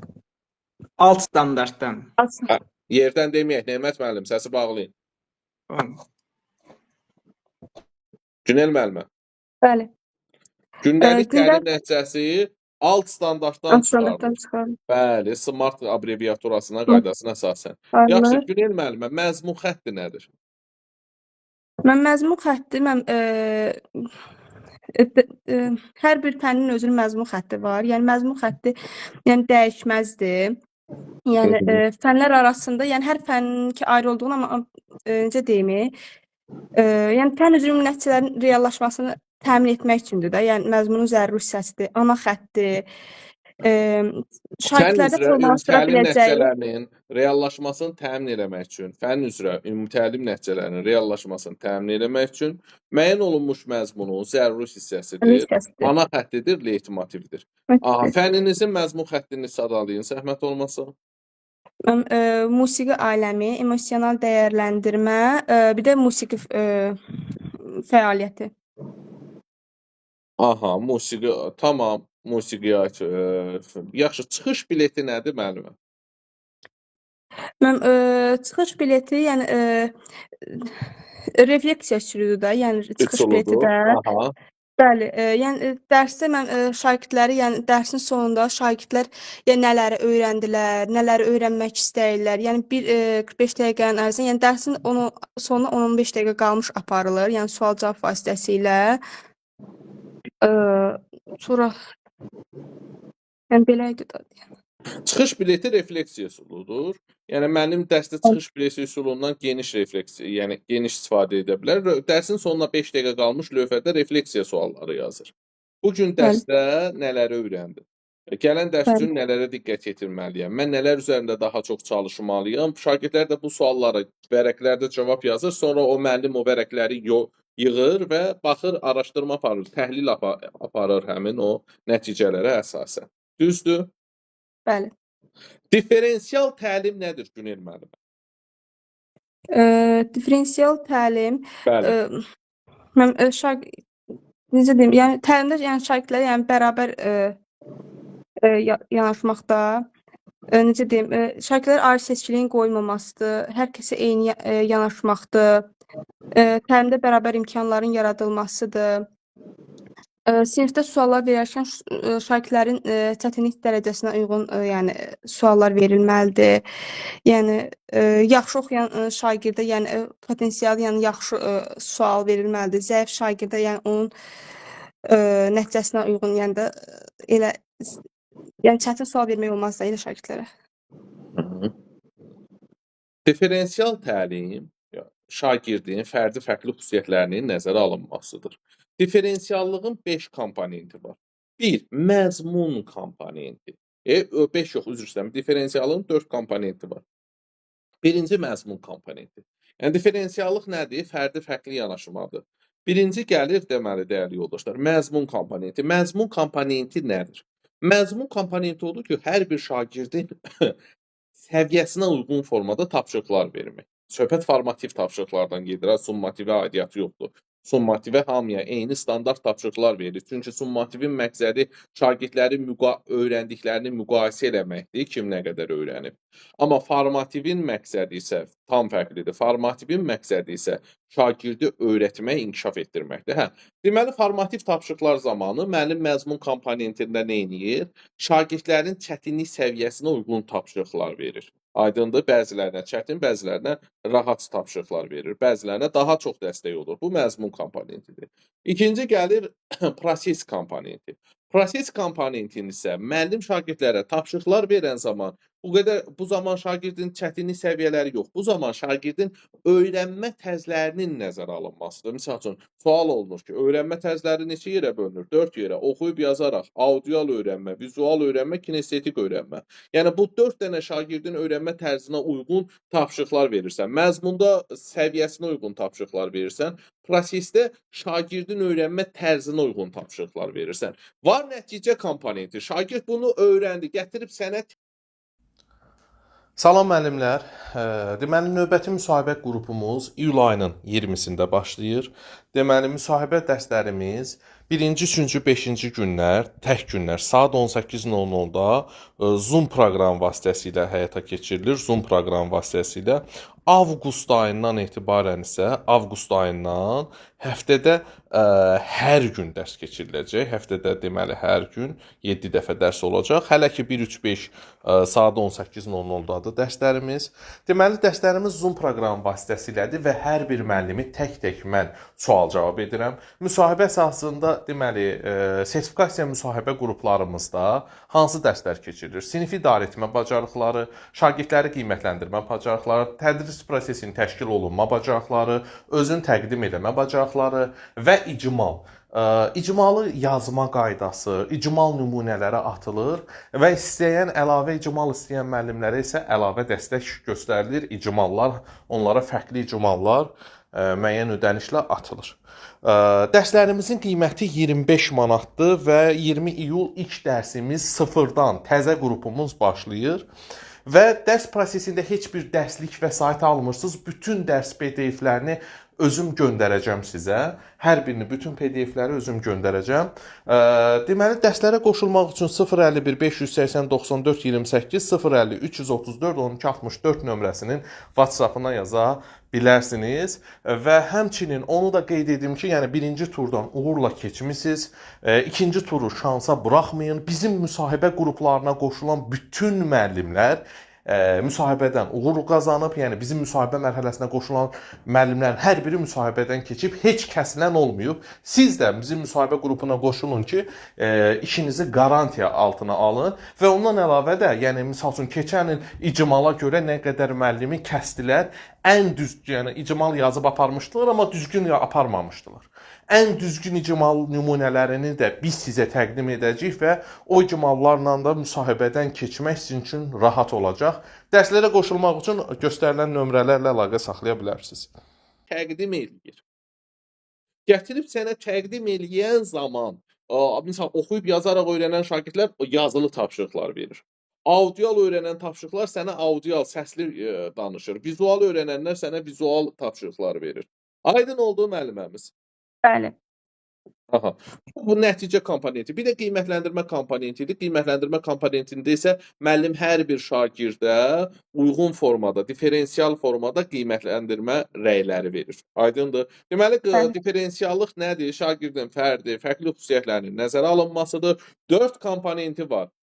Deməli, hansılardır?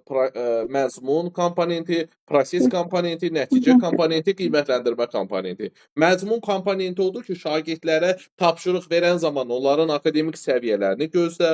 Proses komponenti odur ki, şagirdlərə tapşırıq verən zaman öyrənmə tərzlərini gözlə. Nəticə komponenti odur ki, şagirdlər sənə gətirib öyrəndiyini təqdim edən zaman öyrənmə tərzlərini gözlə. Qiymətləndirmə komponenti odur ki, şagirdlərə uyğun formada rəylər verir, düzgün formada rəylər verir. Aydındır? Bəli. Yaxşı. Tamam. Motivasiya nədir? Sinifdə motivasiyanı necə qurursunuz? Sinifdə motivasiyanı necə qururam? Yəni şagirdlərin maraq və tələbatlarını nəzərə alaraq, şagirdlər mövzu necə, yəni öyrənmələrinə baxaraq, bəzi şagirdlər var, məsəl üçün şifahi öyrənirlər, bəziləri var, yəni video görüntülərlə. Bu Yəni dediyiniz diferensiallıqdır axı. Yəni motivasiya yəni şagirdlərin diqqətini cəlb etməkdir də. Yəni şagirdlərin diqqətini cəlb etmək. Motivasiya şagirdin diqqətini dərsə cəlb eləmək, şagirdi dərsin qarmağına keçirmək deməkdir. Aydındır? Deməli, motivasiya şagirdi dərsin qarmağına keçirmək, dərsə cəlb eləmək. Biz dedik ki, dərsdə misal üçün şagirdlər gəlir, hərəsi müxtəlif ailələrdən, hərəsi müxtəlif formalarda, hərəsi müxtəlif yanaşmalarda şagirdlər dərsə gəlirlər. Biri misal üçün başqa formada, biri başqa formada və misal üçün də və yaxud da günümüzdə sosial şəbəkələr, oyunlar və s. hərəsinin, hər bir şagirdin fikri başqa bir yerdə ola bilər. Hətta pedaqoqlardan biri belə söyləmiş ki, deməli, motivasiya şagirdin dərsin qarmağına keçirməkdir. Yəni belə də adlandırmışdı ki, yəni şagirdi dərsə motivasiya eləmək, sanki şagirdi dərsin qarmağına keçirməkdir kimi anlama gəlir. Aha, və burada müxtəlif yollarla müəllim şagirdi dərsin qarmağına, yəni dərsə cəlb edə bilər. Dərs təkcə dərsin əvvəlində yox, dərs prosesində ehtiyac yaranarsa bir neçə dəfə motivasiyadan istifadə edə bilər. Misal üçün əyani vasitələr gətirə bilər sinifə.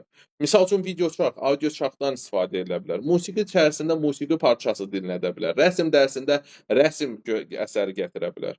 Və yaxud da misal üçün şagirdlərə hansısa bir maraqlı deməli, hadisə, situasiya danışa bilər. Dərsi həyatla əlaqələndirə bilər.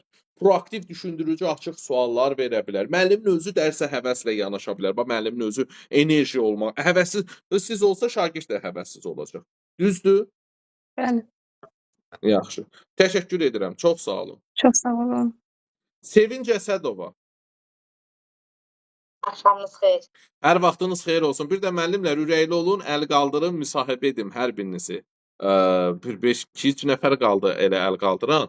Sevinc Əsədova, özünüzü təqdim edin. Zəhmət olmasa digər müəllimlər də ürəkli olun, əlinizi qaldırın və müsahibə edeyim sizi. Buyurun özünüzü təqdim edin Sevinc müəllim. Mən Əsədova Sevinc Əbdülqasım qızı. Aha. 1985-ci ildə Bakı şəhərində anadan olmuşam. Orta məktəbi və ali məktəbi Bakı şəhərində bitirmişəm. 2008-ci ildə Azərbaycan Dillər Universitetinin deməli fərqlənmə diplomu ilə bitirmişəm və 2012-ci ildə magistr dərəcəsində fərqlənmə diplomu ilə bitirmişəm. Bu ilki sertifikasiya mərhələsində də 55 bal toplamışam. Ay maşallah, təbrik edirəm sizi. Çox sağ olun. Hə, 50 balı keçmirsiniz, 35% artıma düşmüsünüz. Bu münasibətlə sizi ürəkdən təbrik edirəm. Yaxşı, siz mənə deyin görüm, sinifi, dərsi necə idarə edirsiniz? Sinifi deməli ümumiyyətlə indiki təhsil prinsiplərinə uyğun olaraq şagird yönümlülük, bərabər yönümlülük prinsiplərini nəzərə alaraq dərsə hazırlaşıram, gündəlik planlaşdırmanı aparıram, uşaqların maraq və tələbatlarını nəzərə alıram ki, onlar üçün maraqlı olsun, onlar dərsə daha yaxşı cəlb olunsunlar və mən görürəm ki, belə metodika ilə işləyəndə həqiqətən də yaxşı nəticə əldə etmək olur. Aha, yaxşı. Deməli, siz deyin görək bizə zəhmət olmasa, yəni baxın, sinifi necə idarə edirəm? Demokratik üslubda şagirdin maraq və tələbatlarını nəzərə alıram, demokratik üslubda dərs keçirəm, subyekt prinsipinə əməl edirəm, prosedurlar, qaydalar, deməli, gözləntilər vasitəsilə sinifimi idarə edirəm. Yaxşı, şagirdləri müstəqil öyrənməyə necə sövq eləmək olar ki, şagird müstəqil öyrənsin, müstəqil bacarıqlar, öyrənmə bacarıqları inkişaf eləsin onda? Məsəl üçün, ingilis dilində belədir ki, hər hansı bir mövzu verilə bilər. Aha. Essay məsələn yazmaq. Təbii ki, bir esseni verib də burada diferensiallığı biraz nəzərə almaq lazımdır. Bəli. Hansısa mövzu kiməsə maraqlı olar, kiməsə maraqlı olmaz. Ona görə də bir neçə mövzu verə bilər, 3 mövzudan birini seçin və məsələn 150 sözdən ibarət bir essay yazın və burada artıq onları müstəqil öyrənməyə elə bir sövq eləyirik ki, onlar özləri istədiyi mövzunu seçirlər, maraqlarına uyğun və işləyirlər və ya hər hansı bir layihə verə bilərik, presentation hazırlaya bilərlər. Ay, sağ olun. Və bunlar hamısı məncə müxtəlif iş üsullarından istifadə edib də bunu elə yaratmaq olar onlarda bu işləməyə həvəsi. Tamam, həlla. Dərsdə hansı iş üsullarından istifadə edirsiniz Sevinç müəllimə? Ümumiyyətlə, fənnimiz belədir ki, daha çox danışığa üstünlük verdiyinə görə. Düzdür, bizdə dinləyib, anlama, yazma və s. hamısı var, amma dil belə şeydir ki, onu mütləq istifadə eləmək lazımdır. Ona görə də qrup işləri, diskusiya, debatlar daha çox istifadə olunur. Zigzag iş üsulundan, debat iş üsulundan və s. daha çox Frayer modeli, misal üçün sizin fənninizə uyğun frayer modeli ola bilərmi? Sözlərlə Sözlərlə öyrənmədir də. Sprayer sırf sizə o modeli ingilis dilinə uyğundur. Dərsin əvvəlində Beyin həmləsindən istifadə eləmək olar. beyin həmləsi Ziqzaq işi solundan istifadə eləmək olar. olur bəli. İnsert işi solu sizə, bibö işi solu sizə uyğundur. Sinkveyn işi solu sizə uyğundur. Aha, mətnlərlə iş zamanı sinkveyn işi solundan istifadə eləmək olar. Rollu oyun hansısa bir oxuyan zaman, deməli, Bəli. mətni oxuyan zaman o rollu oyun səhnəsi Canlandırma. canlandırma, sinif künclərindən istifadə eləmək olar. Mən kiməm işi solundan istifadə etmək olar və s. Yaxşı, reaktiv, proaktiv yanaşma nədir müəlliməmiz? Necə deyə bilərsiniz bizə? Reaktiv, proaktiv yanaşma özünün deməli qabaqcadan hər hansı bir situasiyaya uyğun olaraq planı olan müəllimədir. Gözləntisi, Aha. proseduru, qaydası olan müəllimədir. Amma reaktiv isə həmin vaxt nə edəcəyini bilmir, təşvişə düşür, hədə-qorxu gəlir. Yəni aqressiv davranır, çünki qabaqcadan özünün proseduru, gözləntisi və planı yoxdur. Ki belə olsa mən nə edərdim? Tamam. Yaxşı, siz bizə deyin görək zəhmət olmasa. Deməli, müəllim əgər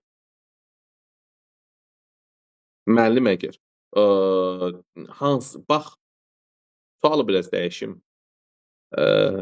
Kurikulumu siz bəyənirsiniz, müasir tədris metodikasını.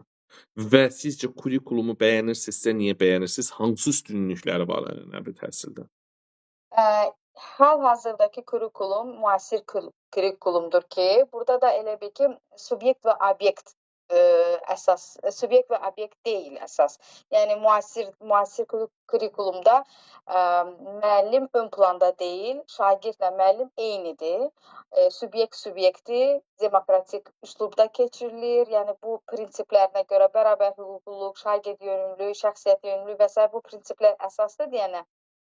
Və burada artıq müəllim ön planda deyil, müəllim avtoritar deyil, avtoritar üslub artıq öz hüququnu itirib elə bil. Ona görə də məncə bu yeniliklər var və kimsə bəyənməyə bilər, kimsə bəyənə bilər, amma məncə töhfəsi çoxdur təhsilə. Aha, bax, əsasən kurikulumda ən birinci bəyəndiyimiz bir neçə məqam var.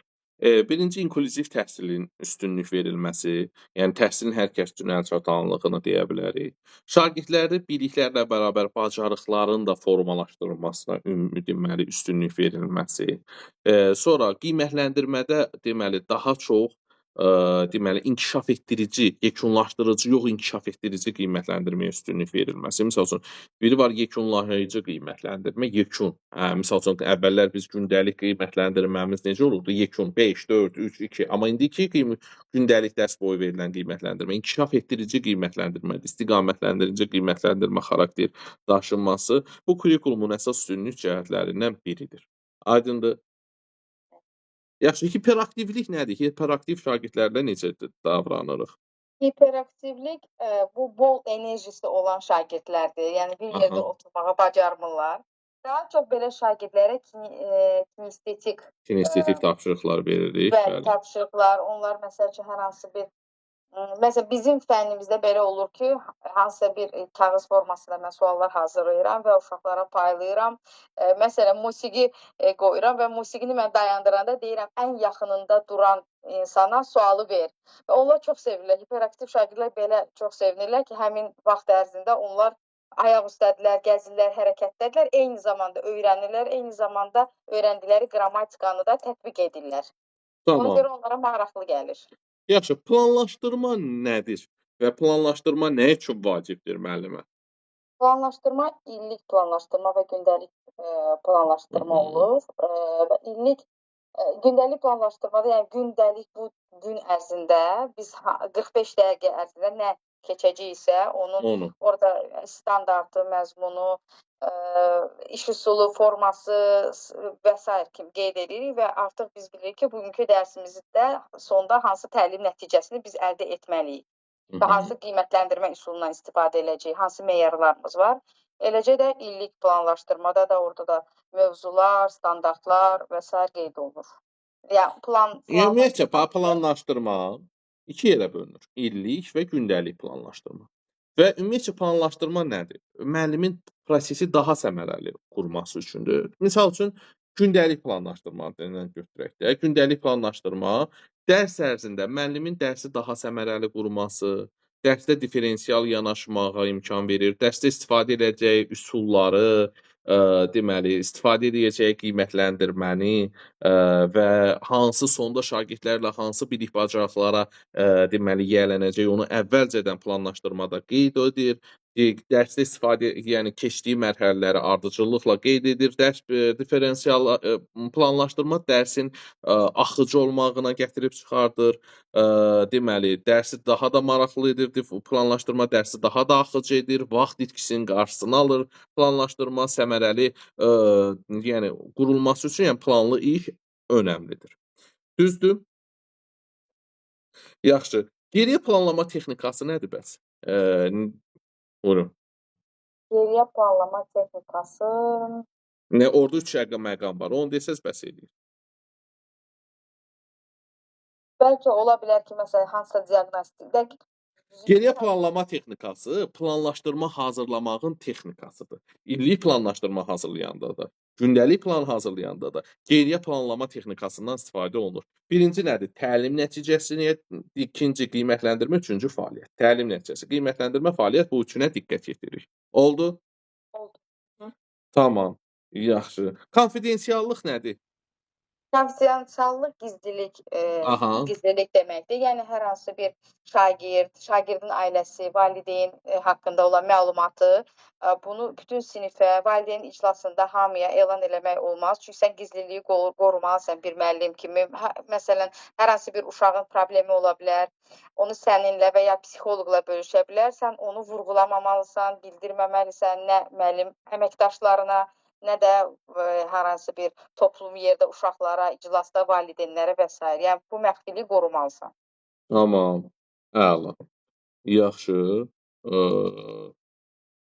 Metakognitiv bacarıq nədir və şagirdlərdə metakognitiv bacarığı necə formalaşdıra bilərsiniz? Metakognitiv bacarıqlar o şagirdin özü üçün, yəni məncə belə idi ki, bilir ki, məsələn, mən hansı Aha. metoddan istifadə eləsəm yaxşı öyrənə bilərəm, hansı üsul mənə kömək eləyir, məsələn, imtahana necə hazırlaşa bilərəm. Elə uşaq var, sadəcə dinləyir, eləsi var, oxuyur, qeyd aparır. Bu belə bacarıqları olan şagirdlərdə artıq metakognitiv bacarıq inkişaf etmiş olur. Özü haqqında olan bacarıqlar metakognitiv bacarıq. Bəli. Aha. Deməli, bunu necə formalaşdırmaq olar? Şagirdlər özləri esse yaza bilərlər, fərdi iş forması, özünü qiymətləndirmə, refleksiya üsulu vasitəsilə, refleksiya üsulları vasitəsilə diaqnostik qiymətləndirmə aparmaq olar. Düzdür? Sinxron, asinxron dərslər nədir? Hansı dərslərdir? Sinxron dərslər məsəl üçün biz bilirik ki, həftədə 2 dəfə saat 6-da, məsələn 3 dəfə 1, 3, 5-ci günlər saat 6-da dərs var. Bu sinxron dərsdə hamı eyni vaxtda qoşulur. Aha. Bax, hal-hazırda bizim dərsimiz hansı dərsdir? Hal-hazırda bizim dərsimiz sinxron dərsdir. Onlayn sinxron dərsdir. Tamam. Bunun üstün cəhətləri, xüsusiyyətlərini sadalayın. Yəni vaxt hamı üçün məlumdur. Dərslər əvvəlcədən müəyyənləşdirilmiş, eyni vaxtda keçirilir. Birinci, üçüncü, 5-ci günlər saat 18:00-da. Vsyo. Sonra müəllim şagird arasında qarşılıqlı əks əlaqə yaranır. Müəllim əlaqə var, ünsiyyət qurulur. Beyin həmləsi kimi texnikalardan istifadə etmək olur. Mən sual verirəm, siz düşünüb cavab verirsiniz. Düzdür? Anında rəy verilə bilir. Anında sual verirsiniz, rəy verə bilirəm. Düzdür? Aha. Bu sinxron dərs. Bəs asinxron dərslər hansılar? Sinxron dərslərdə isə məsələn hal-hazırda siz dərsdəyik və siz bu dərsi qeyd edirsiniz. Bu dərsə daha sonra 2 gün sonra kimsə baxacaq bu video materiala. Və yaxud da bu danışdıqlarımı izahlı formada mən indi sizə atacağam. Həmin o dərslərə nə vaxt istəsəz girib baxacaqsınız. Bu asinxron dərsdir. Bəli. Deməli, dərsi analiz edib təhlil etməyə daha çox vaxt olur. Öyrənmə sizə uyğun vaxtda baş verir. Dəfələrlə baxmaq olur. Bu da asinxron tədrisin dərsin üstünlükləridir. Aydın oldu? Təşəkkür edirəm Sevinç müəllimə. Çox sağ olun. Sağ olun. Sərxan Hüseyn.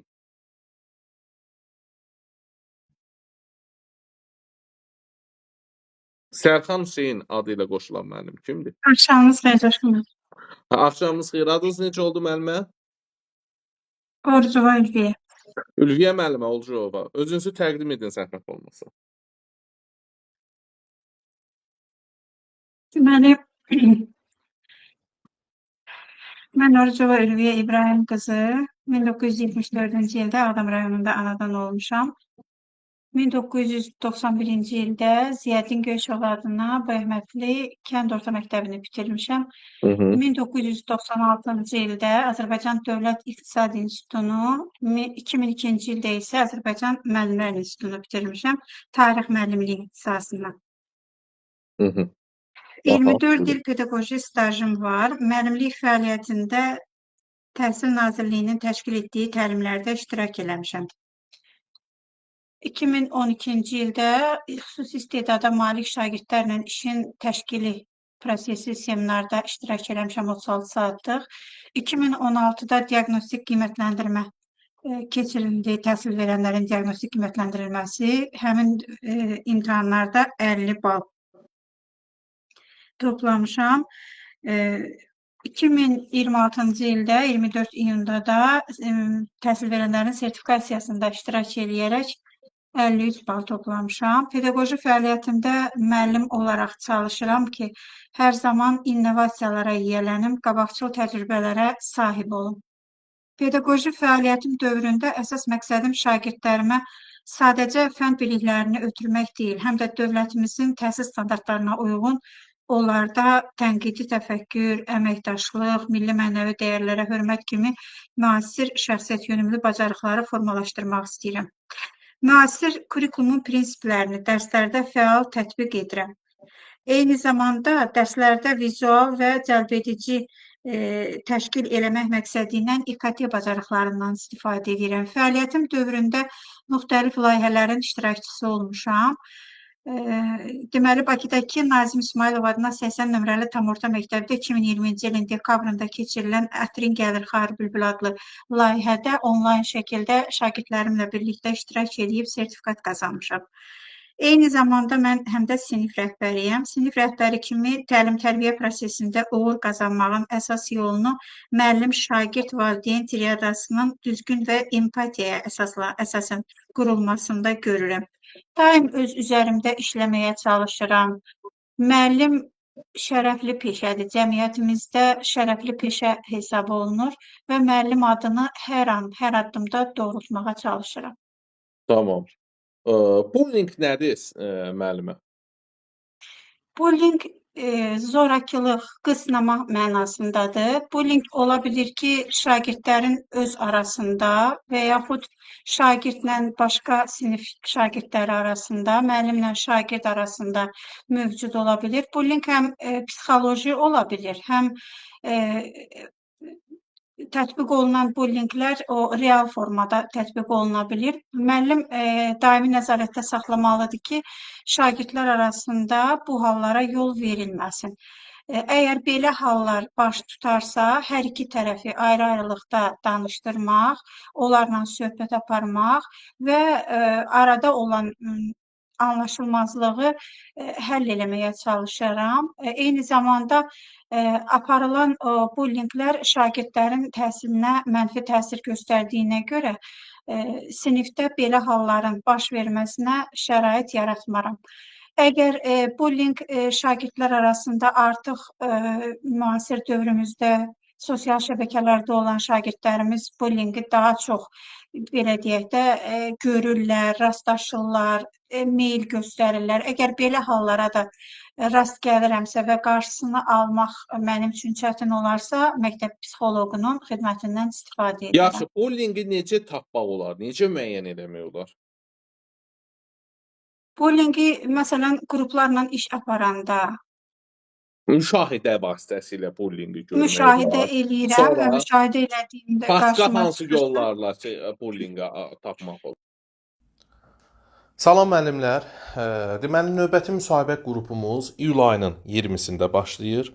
Deməli, müsahibə dərslərimiz Birinci, üçüncü, 5-ci günlər, tək günlər saat 18:00-da Zoom proqramı vasitəsilə həyata keçirilir. Zoom proqramı vasitəsilə avqust ayından etibarən isə avqust ayından həftədə hər gün dərs keçiriləcək. Həftədə deməli hər gün 7 dəfə dərs olacaq. Hələ ki 1 3 5 saat 18:00-dadır dərslərimiz.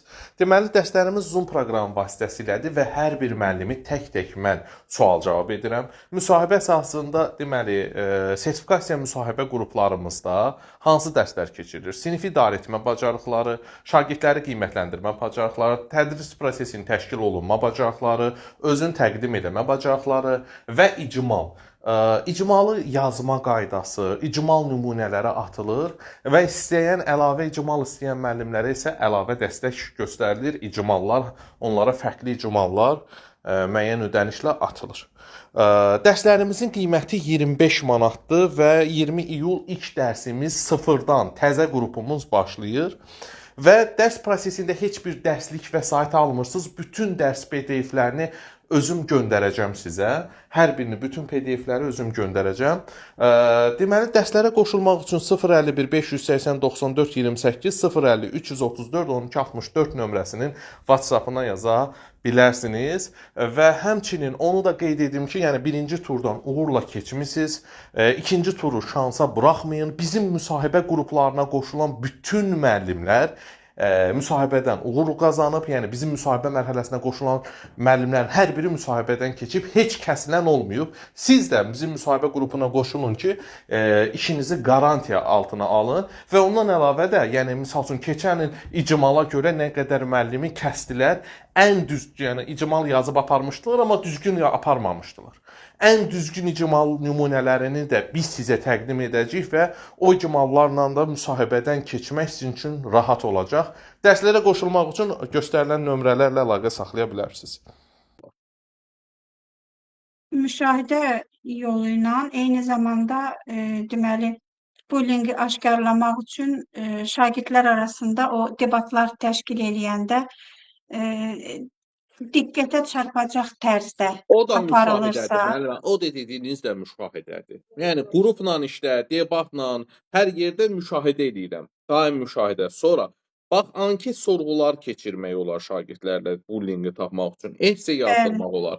Valideynlərlə əməkdaşlıq aparmaq olar. Debat deməli portfolio metodu vasitəsilə şagirdin o haqqında məlumatları əldə etmək vasitəsilə bullyinqi tapmaq olar. Bəs yaxşı, bullyinqi necə yox eləmək, yəni aradan qaldırmaq lazımdır?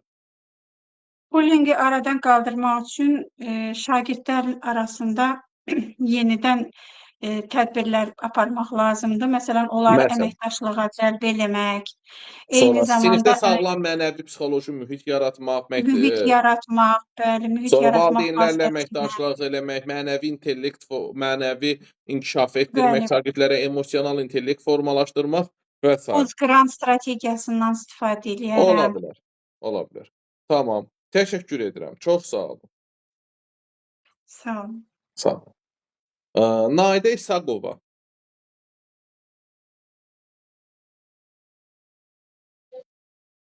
Salam müəllim, axşamınız xeyir. Salam, hər vaxtınız xeyir olsun. Özünüzü təqdim edin zəhmət olmasa Naidə müəllimə. Mən İsaqova Naidə Mücəssizı. Aha. 1968-ci ildə Füzuli rayonunun Mezunli kəndində anadan olmuşam. Aha.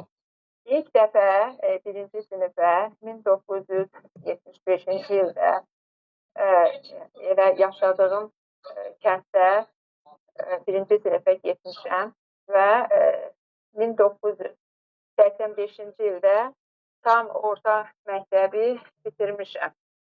2 il Dövlət Universitetinin Tarix Fakültəsinə sənəd vermişəm, konkursa düşmüşəm və bir neçə müəyyən səbəblərdən təhsilimi davam etdirməyə dayandırmışam. 90-cı ildə öz istəyimlə Bakı Bədən Tərbiyə Texnikumuna daxil olmuşam və bəzi yenə səbəblərdən təhsilimi qiyabi təhsil almışam qiyabi təhsil ala 1991-ci ildə deməli Füzuli rayon şahmat məktəbində məşqçi müəllim işləmişəm. 1993-cü ildə ermənilər tərəfindən Füzulinin işğalından sonra Bakı şəhərində köçmüşük və orada yaşamışıq. 93-cü ildə də Bakı bədən tərbiyə texnikumunu qurtarmışam və ixtisasım fiziki tərbiyə müəllimidir. Eyni zamanda yəni işimi davam elətdirmişəm. Bakı şəhərinin nəzdində olan Füzuli Qaşqın 5 nömrəli Qaşqın məktəbində işimi davam elətdirmişəm və iş sahatımın az olmağı ilə bağlı 2005-ci ildə Füzuli rayon 5 nömrəli məktəbdə 6 saatlıq fiziki tərbiyə dərsi ilə təmin olunmuşam. 2015-ci ildə Təhsil Nazirliyinin keçirdiyi diaqnostik qiymətləndirmədən 54 bal toplayaraq yəni uğur qazanmışam.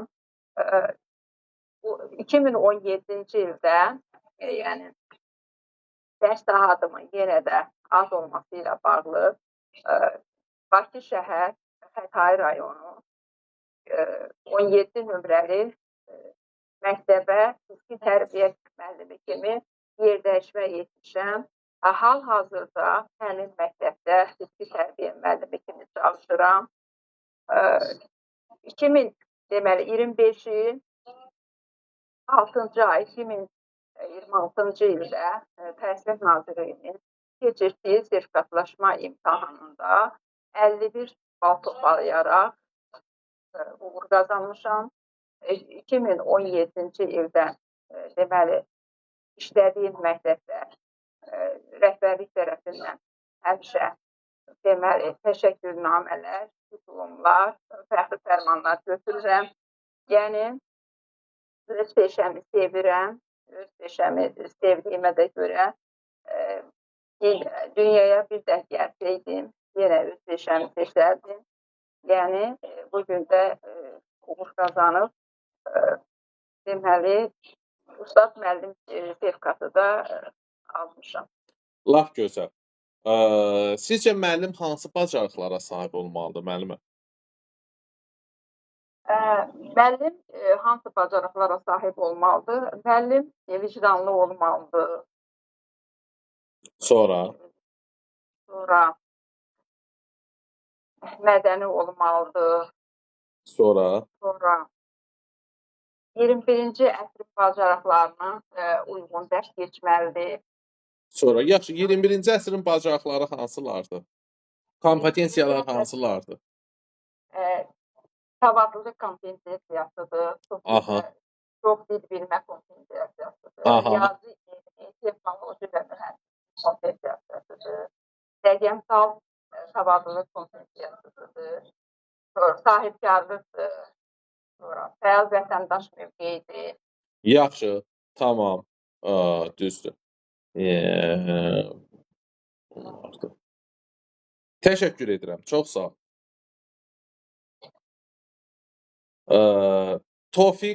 Tofiqə Rəsulova.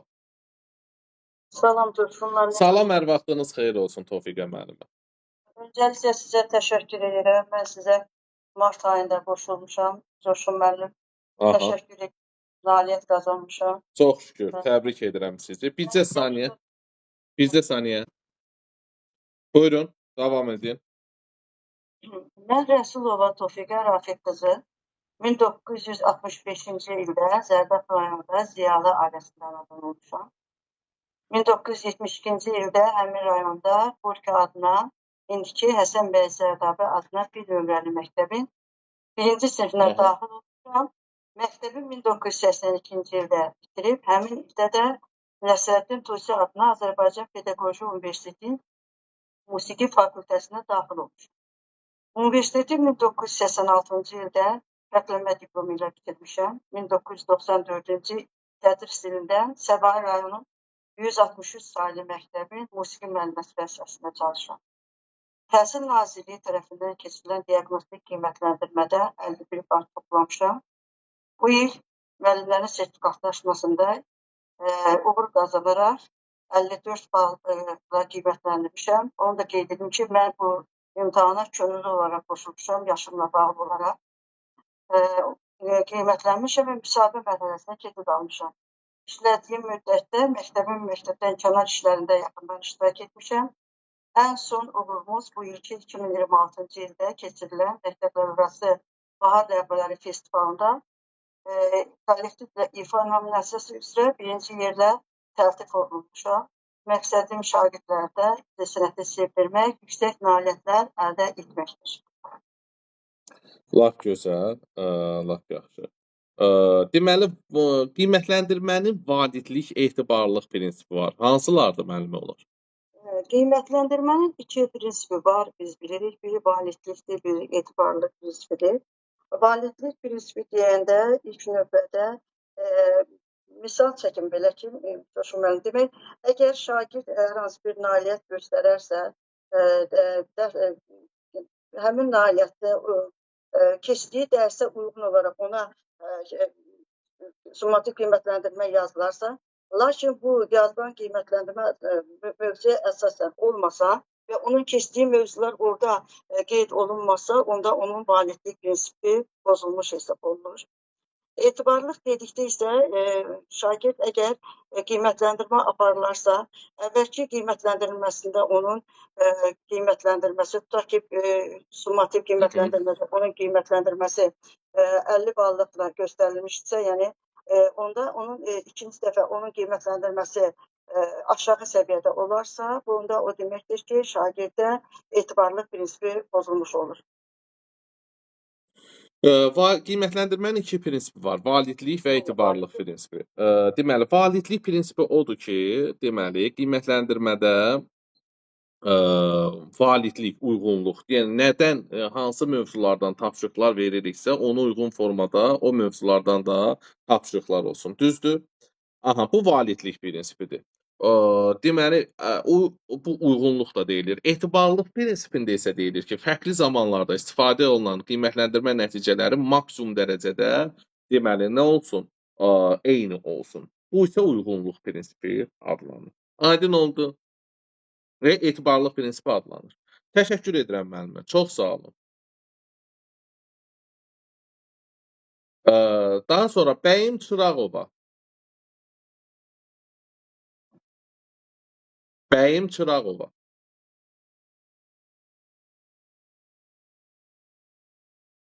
Çırağova Bəyim. Əl qaldırmısınız. 1988 adı ilə qoşulan müəlliməmiz. Salam dostum, mənim axşamınız xeyir olsun. Ad familiyanız necə oldu? Şadiyeva Aytaç Xəli qızı. Aytaç müəllimə.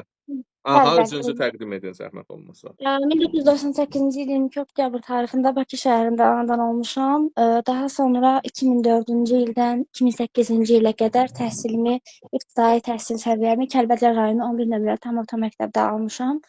5-ci sinifdən 11-ci məktəbə qədər isə Laçın rayon Çıraqlı kənd tam orta məktəbində təhsilimi davam etdirərək bitirmişəm və elə həmin ildə 2015-ci ildə məzun olduğum ildə Bakı Dövlət Universitetinin Tarix fakültəsinə 580 balla qəbul olmuşam. 2015-2019-cu illərdə Bakı Dövlət Universitetinə bakalavr səviyyəsində, 2019-2021-ci illərdə Bakı Dövlət Universitetinin Tarix fakültəsinin Asiya Qədim Dünya Orta Əsrlər Tarix kafedrasında magistr səviyyəsinə təhsilini almışam. 2021-ci ildə müəllimlərin işə qəbul imtahanında iştirak edərək 60 bal üzərindən 55 bal toplayaraq Bakı şəhər Qaradağ rayonu 105 nömrəli tam orta məktəbdə pedaqoji fəaliyyətə başlamışam və hal-hazırda da həmin məktəbdə çalışıram.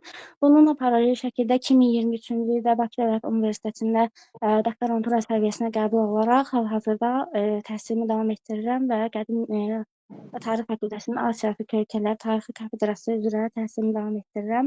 Təhsil Nazirliyinin təşkil etdiyi təlimlərdə də orta məktəbdə çalışdığım müddət ərzində iştirak etmişəm və 2025-ci ildə Microsoft sertifikatlı pedaqoq sertifikatını demək qazanmışam. 2024-cü ildən bununla paralel şəkildə həm də Bakı Dövlət Universitetində pedaqoji fəaliyyətdə deməli fəaliyyətimi davam etdirirəm. 2026-cı ilə 24 iyun tarixində təhsil verilənlərin sertifikatlaşdırılması imtahanında iştirak edərək 60 üzərindən 54 bal toplamışam. Fənnimi sevirəm, tarixi sevirəm, müəllimliyi isə hər şeydən çox sevirəm. Aha, lap yaxşı, lap gözəl. Deməli, dərsin məqsədi nədir? Dərsin məqsədi əslində şagirdlərə bilik və bacarıqları qazandırmaqdır və bunu edərkən şagirdləri bir subyekt kimi görmək lazımdır. Çalışmaq lazımdır ki, şagirdlər tərbiyə prosesinin fəal iştirakçısı olsunlar və bu bilikləri özləri əldə etsinlər. Eyni zamanda ümumilikdə təhsilin səviyyəsi isə bir şəxsiyyət formalaşdırmaqdır. Şəxsiyyət isə deməli milli mənəvi dəyərlərə, idraki, emosional bacarıqlara malik olmalıdır. Yaxşı, şagird yönümlülük nədir? Şagird yönümlülük təhsil zamanı şagirdin maraq və tələbatlarını nəzərə almaqdır, onun səviyyəsini nəzərə almaqdır. Bu da müasir kurikulumun əsas prinsiplərindən biridir. İnteraktiv təlim nədir bəs? İnteraktiv təlim nədir müəllimə? İnteraktiv təlim ənənəvi təlimdən fərqli olaraq müasir təlimdir və burada şagird özü də aktiv iştirak edir və burada şagird subyekt prinsipi ilə müəllim onunla bir subyekt kimi davranır və aktiv iştirakçı kimi iştirak edir. Şagird ənənəvi təhsildən fərqli olaraq passiv şəkildə məlumatı əldə etmir, özü aktiv şəkildə məlumatı dəyərləndirə bilir. Təşəkkür edirəm. Çox sağ olun müəllimə. Sağ olun müəllim. Sağ olun. Deməli, Bəyim Çırağova. Çırağova Bəyim. Bəli. Hər vaxtınız xeyir olsun. Qarmı. Aha, Bəyim müəllimə vaxtınız zəhmət xeyir olmasa özünüzü təqdim edin. Mən Çırağova Bəyim İmamverdi qızı 1971-ci ildə Goranboy rayonu Xəngərvət kəndindən adam olmuşum. 1978-88-ci ildə Goranboy rayon Xəngərvət kənd tam orta məktəbində təhsil almışam. 1991-ci ildə Həsən bəy Zərdabəduna Gəncə Dövlət Pedaqoji İnstitutuna daxil olmuşam. 1996-cı ildə həmin məktəbi bitirib təyinatla öz kəndimizdə müəllim kimi fəaliyyətə başlamışam. Müəllimlərin ilkin diaqnostik qiymətləndirməsində 56 bal toplamışam. Kurikulum müəllimi də siz olmusunuz. Bu ildə 2026-cı ildə sertifikasiya imtahanında uğur qazanmışam. 54 bal toplamışam. İxtisasım da təsvir incəsənət. Lap gözəl. Müəllimə, formativ qiymətləndirmə nədir? Formativ qiymətləndirmənin hansı üstünlükləri var? Məktəb daxili qiymətləndirmənin 3 növü var. Diaqnostik qiymətləndirmə, formativ qiymətləndirmə, bir də summativ qiymətləndirmə. Söhbət formativ qiymətləndirmədən gedir. Formativ qiymətləndirmə şagirdin fəaliyyətinin izlənməsidir. İl boyu aparılır. Bu zaman formativ qiymətləndirmədə müəllim şagirdin deməli fəaliyyətini izləyir, dərsini ona uyğun qurur. Formativ qiymətləndirmənin əsas qayəsi şagirdi olduğu yerdən olacağı yerə aparmaqdır. Şagirdin fəaliyyətini izləyirik. Formativ qiymətləndirmənin aparılmasının deməli üsulları tapşırıq vermə ilə, müşahidə ilə aparıla bilər və qeyd olunması isə formal və qeyri-formal şəkildə ola bilər. Formal qiymətləndirmədə, yəni müəllim özü üçün kitabçada şagirdlərin adlı siyahısını təşkil edir. Burada şagirdin necə cavab verdiyini qeyd edir. Qeyri-formal olaraqsa yumruq, əl açma vasitəsilə dərsi necə başa düşüb, düşmədiyini deməli belə müşahidə vasitəsilə apara bilər. Formativ qiymətləndirmə şagird deməli mövcud vəziyyətini müəyyən eləmək üçün, şagirdin mövcud vəziyyətini üzə çıxarmaq üçün aparılır. Formativ qiymətləndirmə müşahidə, sual-cavab, daha sonra çıxış bileti, BİBÖ müxtəlif üsullarla, rubriklər vasitəsilə aparıla bilər. Müşahidə var, formal müşahidə var, qeyri-formal müşahidə.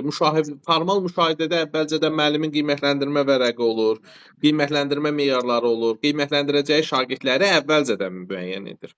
Düzdür? Bəli. Aha, təşəkkür edirəm müəllimə. Çox sağ olun, bəyəm Çox sağ müəllimə. Məni müsahibə etmədiniz. Aha. Nemət müəllim, Bəli, bəli, axşamınız xeyir olsun. hər vaxtınız xeyir olsun, özünüzü təqdim edin. Nemət müəllim, zəhmət olmasa.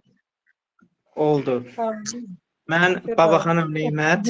Aha, bir dəqiqə bəyəm müəllim səsi bağlayın. Aha, buyurun Nemət müəllim. Mən Babaxanım Neymət Əbduloğlu 1995-ci il oktyabrın 20-sində Gəncə şəhərində anadan olmuşam. 2002-ci ildə deməli Gəncə şəhər 24 saylı tam orta məktəbdə 1-ci sinifə getmişəm. 2014-cü ildə həmin məktəbi, yəni daha doğrusu təhsilimi 9 il müddətində 24 nömrəli məktəbdə, sonra isə Kəlbəcər rayon 55 nömrəli tam orta məktəbdə bitirmişəm. 2016-cı ildə Dövlət İmtahan Mərkəzində qəbul imtahanında, yəni musiqi fənnindən imtahan verərək həmin ildə musiqi kollecinə qəbul olmuşam 2016-cı ildə. 2019-cu ildə Gəncə Musiqi Kollecini su bakalavr kimi bitirmişəm və həmin ildə Təhsil Nazirliyinin keçirdiyi müəllimlərin işə qəbulu imtahanında ilk dəfə iştirak etmişəm. 34 bal toplamışam. Fənnimlə fəxr edirəm, musiqi fənninə. Daha sonra deməli müəllimlərin işə qəbul imtahanında deməli vakansiya seçim mərhələsində Göygöl rayon Çaykənd tam orta məktəbində fəaliyyətə başlamışam, pedaqoji fəaliyyətimə. Sonradan 2024-cü ildə müəllimlərin yerdəyişmə imtahanında iştirak edərək Tərtər rayon Fəxrəddin Orucov adına Seydinli kənd tam orta məktəbində hal-hazırda musiqi müəllimi kimi fəaliyyət göstərirəm. 2026-cı ildə təhsil verənlərin sertifikatlaşdırma imtahanında musiqi fənnindən 30 bal toplamışam və müsahibə mərhələsində iştirak etmə hüququ əldə etmişəm. Lap yaxşı Nemət müəllim. Zəhmət olmasa siz deyin görək bizə. Diaqnostik qiymətləndirmə hansı qiymətləndirmədir? Hansı məqsədlə aparılır? Qiymətləndirmənin 3 növü var. Formativ, deməli, diaqnostik, formativ, bir də summativ qiymətləndirmə. Diaqnostik qiymətləndirmə dərs ilinin əvvəlində aparılır. Şagirdlərin bili və bacarıqlarını, yəni sual-cavab formasında və digər iş üsullarında istifadə etməklə diaqnostik qiymətləndirməni aparıram. Diaqnostik qiymətləndirmə. Diaqnostik qiymətləndirmə tədris ilinin əvvəlində, bölmənin əvvəlində, yarım ilin əvvəlində, sinifdən sinifə, məktəbdən məktəbə keçiş zamanı aparılır. Şagirdin ilkin səviyyəsini müəyyən eləmək məqsədi ilə aparılır. Fənni tədris edən müəllim tərəfindən aparılır. Müəllimin xüsusi hazırladığı test tapşırıqları vasitəsilə aparıla bilər. Şifahi formada, sual-cavab formada, esse formasında diaqnostik qiymətləndirmə aparıla bilər. Diaqnostik qiymətləndirmə həm də qeyri-rəsmi qiymətləndirmədir. Bəli, şagirdin nəticəsinə təsir göstərmir. Düzdür? Şagirdin neçə öyrənmə tərzi var, Nemət müəllim? Şagirdin 2 cür öyrənmə tərzi, bayaq dedim, 4 dənədir. Hansılardır? 4 dənə deməli. Oxuyub yazaraq, audial, vizual, kinestetik öyrənmə tərzi var, müəllim. Oxuyub yazaraq, audial, kinestetik, bir də vizual öyrənmə. Aha, tamam müəllim. Belə, yekunlaşaq. Müəllim,